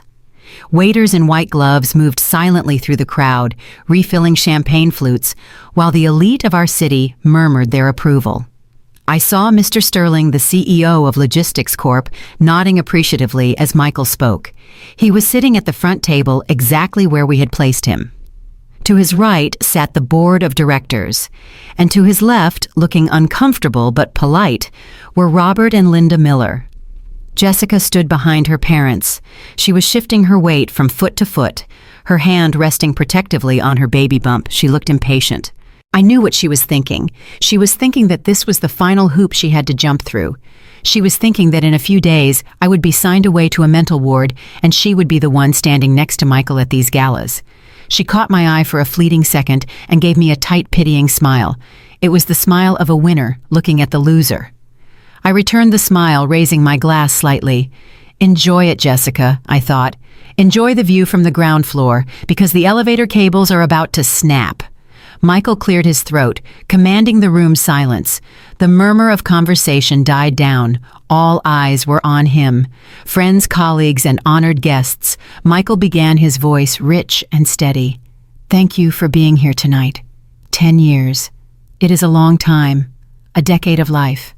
When I look back at where I started, a young man with nothing but ambition and a dream, I am humbled. I did not get here alone. No man is an island." He paused for effect, looking down at Mr. Sterling. "I have had mentors who guided me," he said, nodding to his boss. "I have had a team that supported me, but most importantly, I have had a partner who stood by me through the darkest storms, a partner who sacrificed, who believed, and who never gave up on the vision of what we could build together."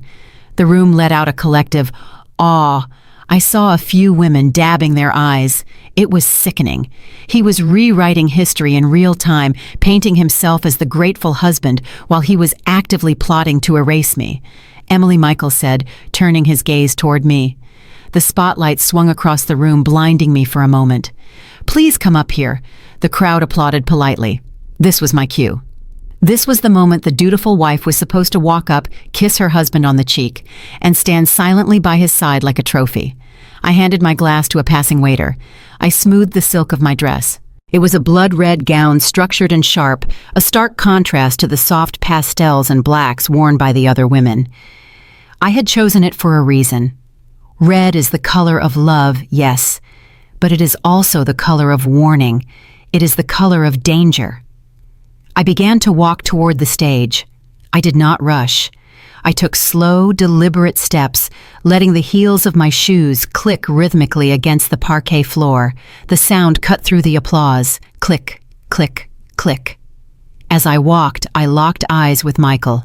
He was smiling, but as I got closer, I saw the cracks in the porcelain. His eyes were tight. He was nervous.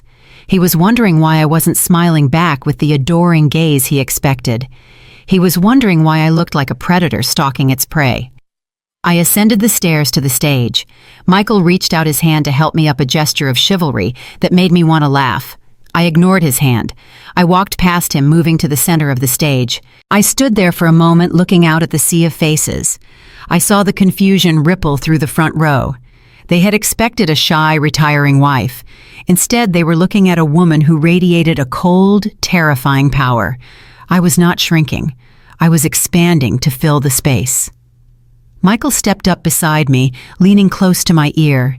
His voice was a harsh whisper, invisible to the audience, but deafening to me. "Smile," he hissed.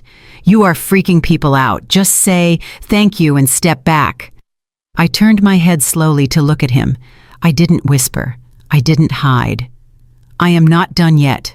"Michael," I said, my voice projecting slightly even without the mic. He looked startled. He tried to laugh it off, turning back to the crowd. "My wife," he chuckled nervously. "Always full of surprises. She wanted to say a few words." He handed me the microphone. He thought he was safe. He thought I was incapable of hurting him because he believed his own lie that I was weak and mentally unstable. He thought the worst I could do was ramble or cry. I took the microphone. The weight of it felt good in my hand. It felt like a gavel. I waited until the room was dead silent. I waited until even the clinking of silverware stopped.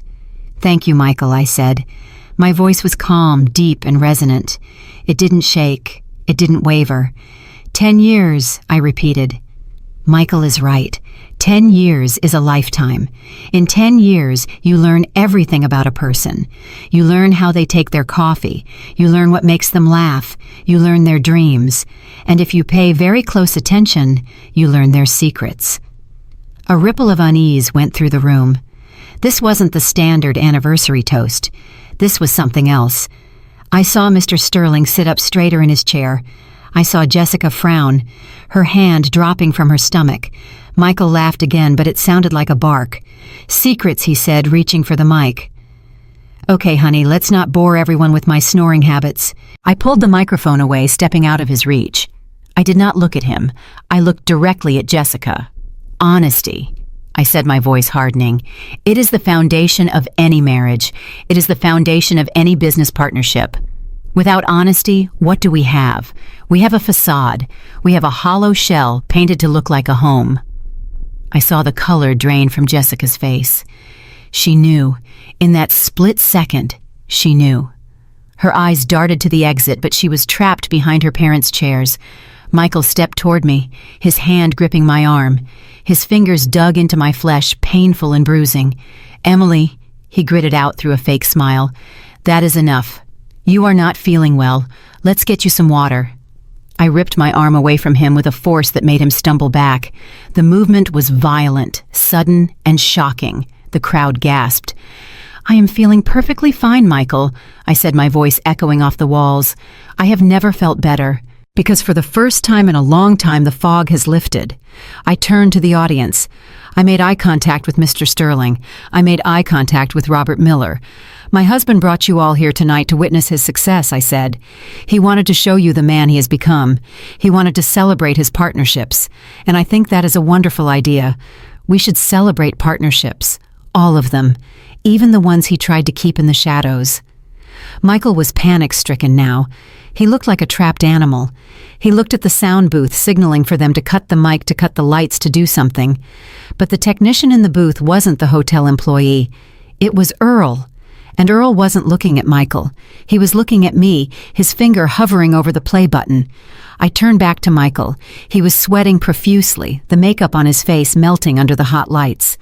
"You wanted a night to remember, Michael," I said softly. "You wanted to make a statement. Well, I am here to help you make it." I raised my hand, pointing to the massive projection screen that had been lowered behind us, intended for a slideshow of our wedding photos. "Holidays are about giving," I said. "And since this is a celebration of your life, Michael, I thought it was only fitting that I give you a gift that reflects who you truly are." I looked at Jessica one last time. She was shaking her head, tears streaming down her face, mouthing the word, "No." Today I continued, my voice rising to a crescendo. "I have a special gift for Michael, and for his secret partner who is standing right there in the back." I pointed a finger straight at Jessica. The entire room turned to look at her. The spotlight swung violently, illuminating her in her silver dress, exposing her in front of her parents, in front of the boss, in front of everyone. I looked back at Michael. He was paralyzed. He knew it was over. He just didn't know how bad it was going to get. "Happy anniversary, darling," I whispered. I signaled the booth. "Play it." The giant screen behind me flickered to life. The room was expecting a montage of romance, a slideshow of vacations in Cabo Christmas mornings, and the tender moments that make up a decade of marriage. They were expecting the lie. Instead, what they saw was the grainy, high-contrast footage of the supermart parking lot. The image was huge, stretching 20 feet high. Every pixel of betrayal was magnified. The room went dead silent, the kind of silence where you can hear the ice melting in the champagne buckets. On the screen, my husband leaned against the red sedan. The timestamp in the corner read, Saturday, 2:14 p.m. Just 6 days ago. The audience watched as Jessica stepped out of the car. A collective gasp rippled through the room as the camera zoomed in thanks to Earl's digital enhancement, capturing the intimacy of their embrace. It was not a hug between friends. It was a possession. Then came the envelope, the thick white envelope containing $5,000 of our savings. I stood on the stage watching the crowd watch him. I saw Mr. Sterling squinting at the screen, his mouth slightly open. He recognized the behavior, he recognized the deception. But that was just the appetizer. The video cut to black and then the audio started. It was the recording from the car, crystal clear, amplified by the hotel's state-of-the-art sound system. "Pick up, pick up, pick up!" Michael's voice boomed through the ballroom. It was frantic, angry, the voice of a man losing control. Then Jessica's voice. "What now?" "Michael." I looked at the real Jessica standing near the back. She had gone pale, her hand covering her mouth. Her parents were staring at her, their faces masks of confusion and dawning horror. The recording continued. "She is too stupid to notice. She is busy baking lasagna." I saw the women in the audience wince. The cruelty of it was sharp. But then came the hammer blow. If I can prove she is mentally unstable, if I can prove she is a danger to herself, I can file for emergency conservatorship. I get the house, I get the investments, I get everything. And she gets sent away to a facility to recover. The silence in the room shattered. People started murmuring angry whispers that grew louder by the second. "Greenwood Sanitarium." The words echoed off the vaulted ceiling. I watched Michael. He was no longer trying to smile. He was clawing at his tie, his face slick with sweat. He looked at Mr. Sterling, pleading with his eyes, but Mr. Sterling was looking at him with pure disgust. This was a man who prided himself on family values, on integrity, and he was listening to his star employee plot to institutionalize his wife to steal her inheritance. Then the audio shifted to the final clip. The one from yesterday, just a half pill. Tonight I will give her a whole one. She will be slurring her words by dinner. A woman at table 4 screamed. It was a short, sharp sound of shock. My husband wasn't just a cheater. He was poisoning me. I signaled the booth to cut the feed. The screen went dark. The lights came back up harsh and unforgiving. I looked at Michael. He was shaking. He stepped toward the microphone, his hands trembling. "It is a deep fake," he yelled, his voice cracking. "It is she made it up. She is sick. I told you she was sick." He pointed at me, his finger shaking. "She is having a breakdown. This proves it. She is trying to frame me." I laughed. It was a cold, dry sound. "A breakdown?" I asked into my microphone. "Is that what we are calling the truth these days, Michael?" I walked over to the podium where my purse was sitting. I opened it and pulled out a blue folder. It wasn't a thick folder. It didn't need to be. It contained only 2 pieces of paper, but those 2 pieces of paper were heavier than any anchor. "You know, Michael," I said, addressing the crowd again, "my husband is right about one thing. He is a man of secrets, but he forgot that when you hire a private investigator to watch your wife sometimes, that investigator finds things you thought were buried forever." I opened the folder. "We all know Michael Vance as the dedicated husband of 10 years, I said. But what if I told you that Michael Vance has a secret that predates me? A secret that predates his job. A secret that predates Jessica." I looked at Jessica. She was crying now, silent tears streaming down her face. Her mother was gripping her arm, looking like she wanted to shake her. I pulled out the first document. "This," I said, holding it up, "is a marriage certificate. It is dated 12 years ago.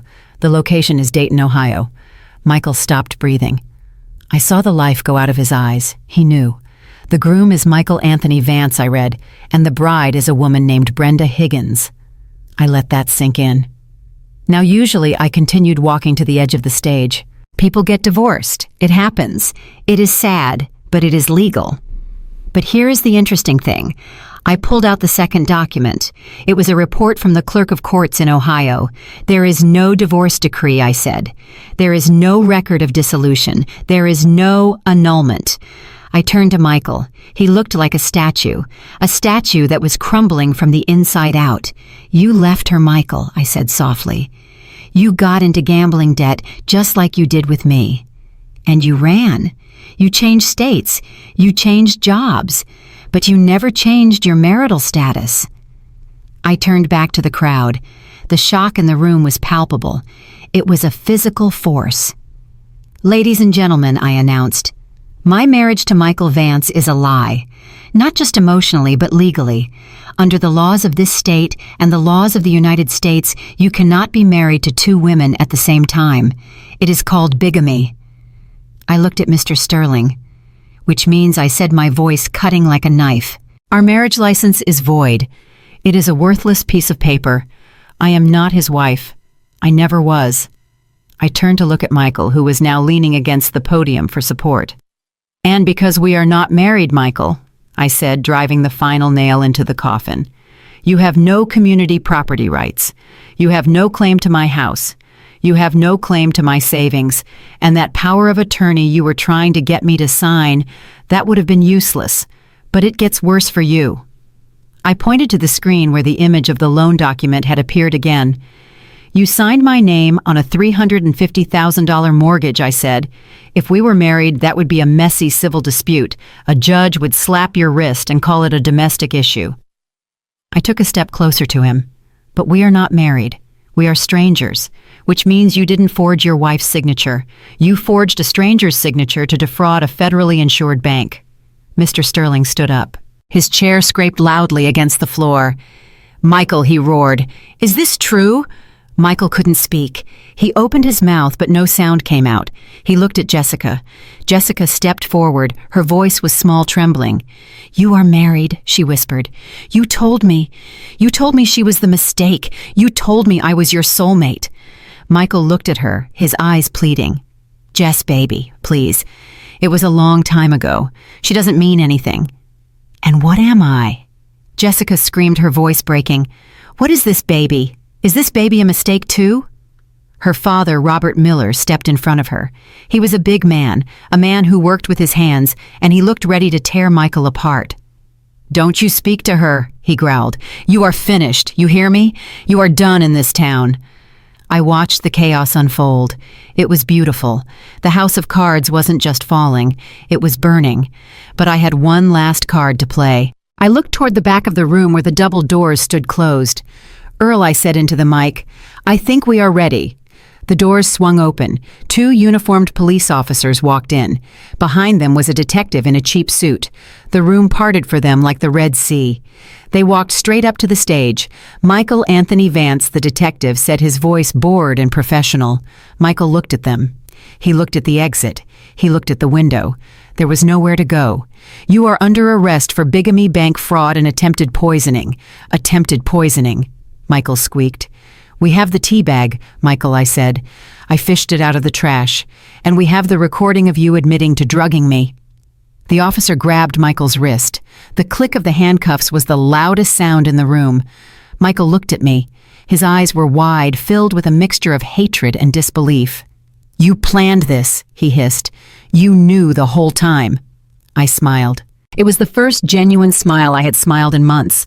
I told you, Michael, I said, leaning in so only he could hear.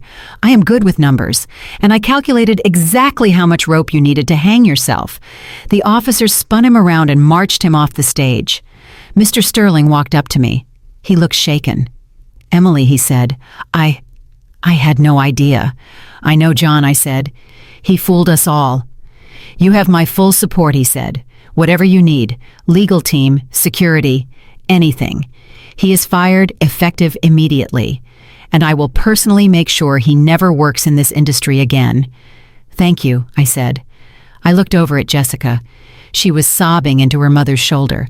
Her father was on the phone, probably calling a lawyer. I walked over to her. Mrs. Miller glared at me protectively, but I raised my hands. "I am not here to fight," I said.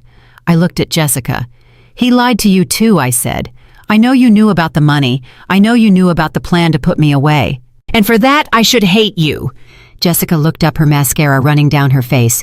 But I continued, "You are carrying a child, and that child is innocent."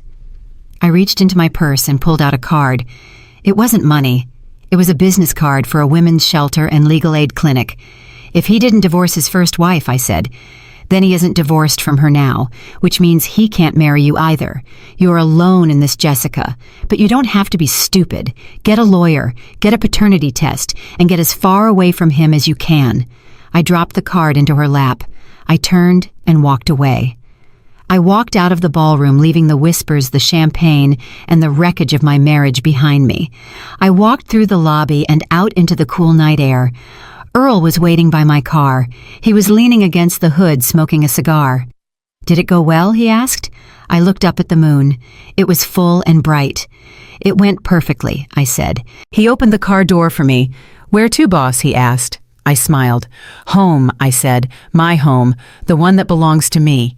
And then, maybe a vacation. I hear Ohio is nice this time of year. I might go look up a woman named Brenda. I think we have a lot to talk about." I got into the car. As we drove away, I didn't look back at the hotel. I didn't look back at the life I had lost. I looked forward.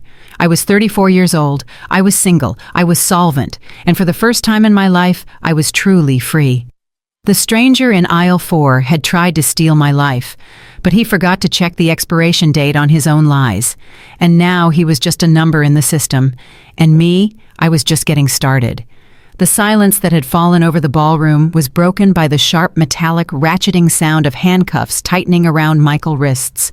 It was a sound that seemed to echo off the crystal chandeliers, a jarring industrial noise that had no place in a room filled with silk and champagne.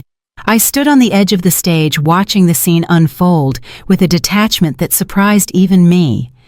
I expected to feel sad. I expected to mourn the man I had loved for a decade. But as I looked at him stooped over his expensive suit jacket, bunching up awkwardly as his arms were wrenched behind his back, I felt nothing but a cold, clinical satisfaction. He looked small. Without his lies to prop him up, without my money to give him stature, Michael Vance was just a petty criminal in a borrowed suit. The detective, a man with tired eyes who had seen too many con artists in his career, did not handle Michael gently. He recited the Miranda rights with a bored, practiced rhythm, but every word landed like a hammer blow. "You have the right to remain silent. Anything you say can and will be used against you in a court of law." Michael was not remaining silent. He was babbling a stream of desperate, incoherent pleas directed at anyone who would listen. "John, please," he begged, twisting his neck to look at Mr. Sterling.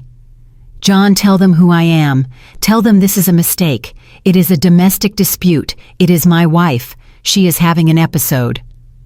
Mr. Sterling did not look at him. He stood with his back rigid, staring straight ahead at the exit sign. He picked up his glass of scotch, took a slow sip, and then turned to his VP of Human Resources, who was standing next to him.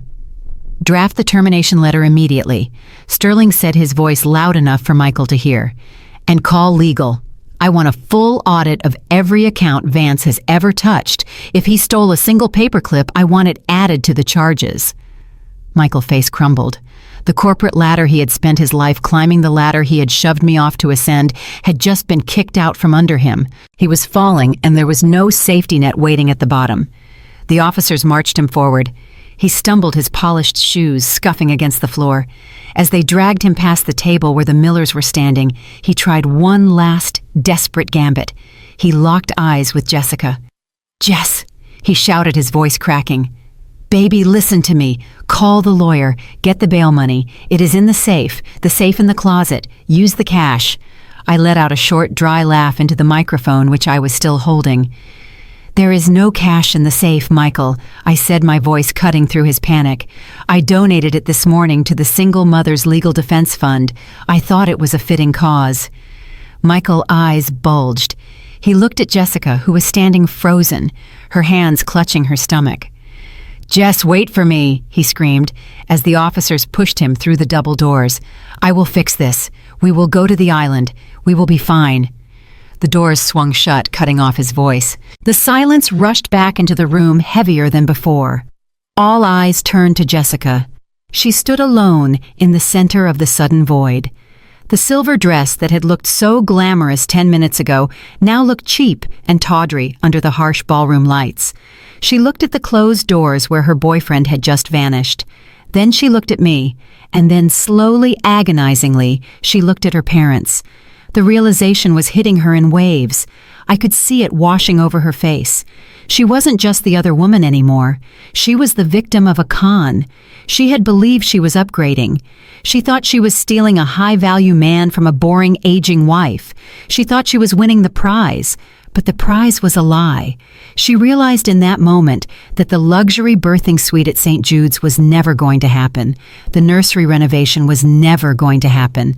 The house she thought she was going to move into belonged to me. The car he drove belonged to the bank. The cash was gone. She was 24 years old. She was pregnant.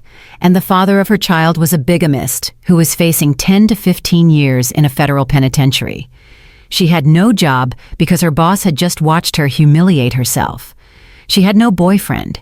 She had no money. She let out a sob, a raw, ugly sound that made people look away in embarrassment. Her father, Robert Miller, stepped forward. His face was a mask of purple rage. He wasn't angry at me. He wasn't even angry at Michael anymore. He was furious at the shame his daughter had brought upon his name.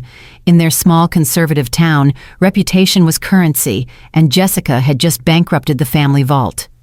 He grabbed her arm. It wasn't a gentle touch. "Let's go," he growled. "Dad." "Wait," Jessica sobbed, trying to pull away. I need to ask him." "You are not asking him anything," Robert shouted, his voice booming through the room. "He is going to jail, and you are coming home." "But the baby," she wailed. Robert looked at her stomach with a mixture of grief and disgust. "We will deal with that later. Right now, you are going to walk out of here and you are going to keep your head down." Mrs. Miller was already walking toward the exit, holding her purse over her face to shield herself from the staring eyes of the city's elite. She didn't look back at her daughter. The Millers were proud people, and tonight they had been served a public execution of their dignity. Jessica looked around the room one last time. She looked for sympathy. She looked for an ally. But all she saw were cold shoulders and whispered judgments. The society wives who she had hoped to join one day were looking at her like she was something the cat had dragged in. She looked at me. I was still standing on the stage. I hadn't moved. I looked down at her. I didn't smile. I didn't gloat. I just looked at her with a profound, exhausting pity. She was me 10 years ago.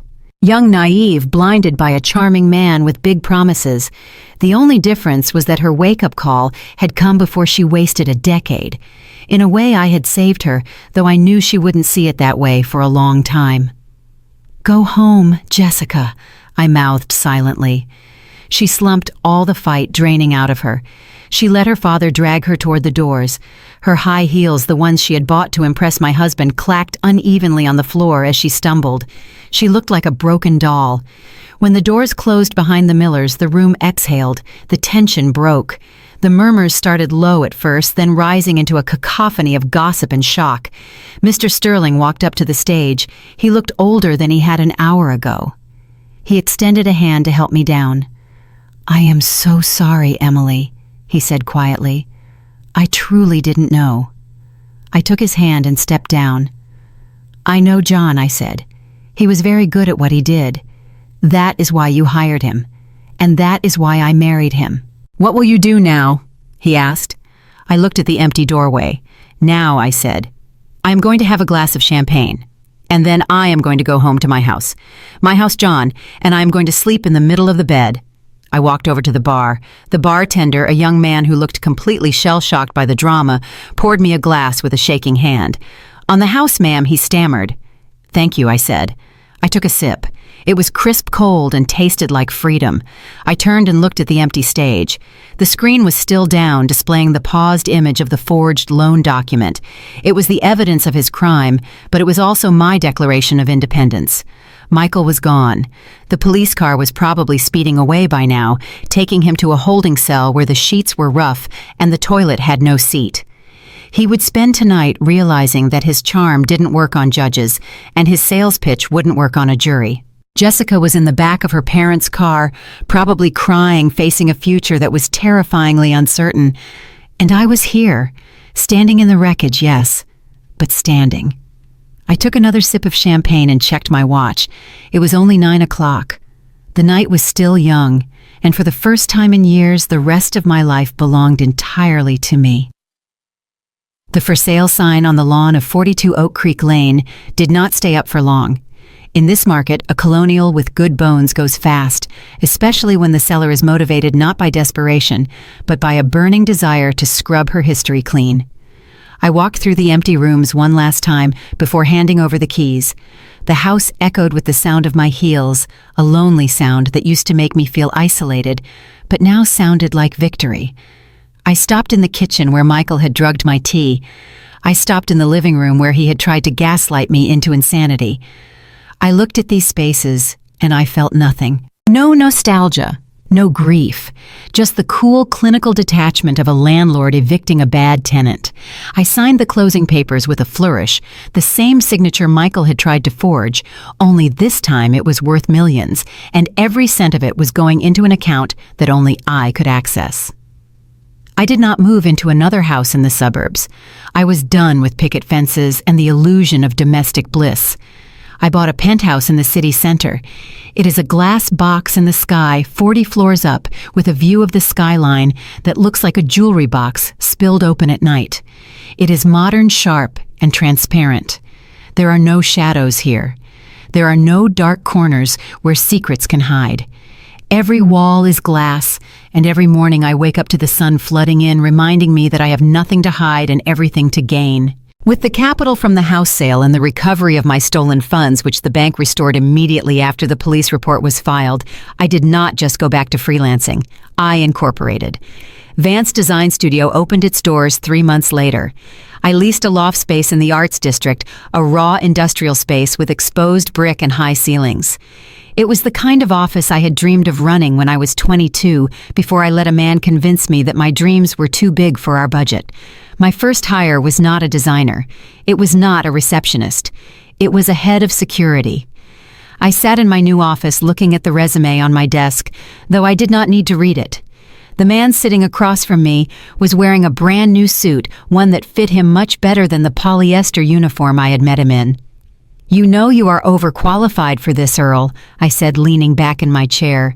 "You ran investigations for 30 years. This is just a design firm." Earl smiled, the lines around his eyes crinkling. He adjusted his tie. "I am not looking for excitement, boss," he said. "I am looking for peace of mind, and frankly, watching your back is the best job I have ever had. Besides, the coffee here is better than the break room at Supermart." I laughed. It was a real laugh, deep and unburdened. "You are hired, Earl," I said, "and I am doubling your asking salary." He tried to protest, but I held up a hand. "Consider it back pay," I said, "for the consultation in aisle 4. You saved my life, Earl. This is the least I can do." So now when I walk into my building, Earl is there at the front desk. He knows every employee. He checks every package. And I know that as long as he is at the door, no one like Michael will ever get within 100 feet of me again. Life moved on. It moved on faster than I expected. Success is the best revenge, they say, but I found that success is actually just the natural result of removing a parasite. Without Michael draining my energy, my confidence, and my bank account, I flourished. My designs were sharper. My pitch meetings were flawless. I wasn't the scatterbrained wife who was bad with numbers anymore. I was a shark. 6 months after the arrest, I was sitting in a cafe downtown. It was a crisp autumn day. I was wearing a cashmere coat and drinking an espresso, reviewing a contract that lay on the table. Across from me sat the marketing director of a major tech firm. He looked nervous. He should be. My rates had tripled since the last time we spoke. "So Emily," he said, tapping his pen on the table. "The numbers look aggressive." I looked up over the rim of my cup. I didn't blink. "The numbers reflect the value I bring," I said calmly. "You are not paying for a logo. You are paying for a brand identity that will survive a market crash. You are paying for stability, and stability is expensive." He looked at me, then at the contract. He signed it. "Welcome to the team," I said, shaking his hand. As he left, I sat back watching the city rush by outside the window. I felt a vibration on the table. It was my phone. I glanced at the screen. It was not a client. It was not Earl. It was a text message from a blocked number. But the preview showed the automated tag from the state correctional facility, Inmate Communication Service. "You have a message request from inmate 8940-Vance. Reply Y to accept charges and connect." I stared at the screen. I could picture him. I could picture Michael in an orange jumpsuit sitting in a common room holding a phone receiver with desperate, sweaty hands. I wondered what he wanted to say. Did he want to apologize? Did he want to blame me? Did he want to ask for money for the commissary? Did he want to tell me that he had changed, that he had found God, that he was a victim of circumstance? For a second, a split second, I felt a ghost of the old Emily, the Emily who would have wanted closure. The Emily who would have wanted to hear him say he was sorry. But then I remembered the tea. I remembered the red sedan. I remembered the look on his face when he told Jessica he was going to lock me away in an asylum. I didn't need closure. The closing of the cell door was closure enough. I picked up the phone. I didn't reply Y. I didn't reply N. I tapped the info icon. I scrolled down to the bottom of the contact options. Block caller. Confirm block. I pressed the button with my thumb. It was a small movement, barely a twitch of a muscle, but it felt like slamming a heavy iron door and throwing away the key. The message disappeared. The notification cleared. I took a sip of my espresso. It was still hot. I looked out the window and saw a woman walking down the street.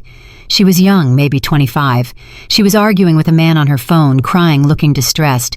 I wanted to run out there and tell her. I wanted to shake her and say, "Wake up." But I knew she had to find her own Earl. She had to find her own aisle 4. I picked up my pen and the signed contract. I had work to do. I had a business to run. I had a life to live. My name is Emily. I am 35 years old. I am a CEO. I am a survivor. And I am finally completely happily alone. Do not ever hand over your heart and your wallet to a man without keeping a backup key for yourself. Trust is a luxury, but control is a necessity.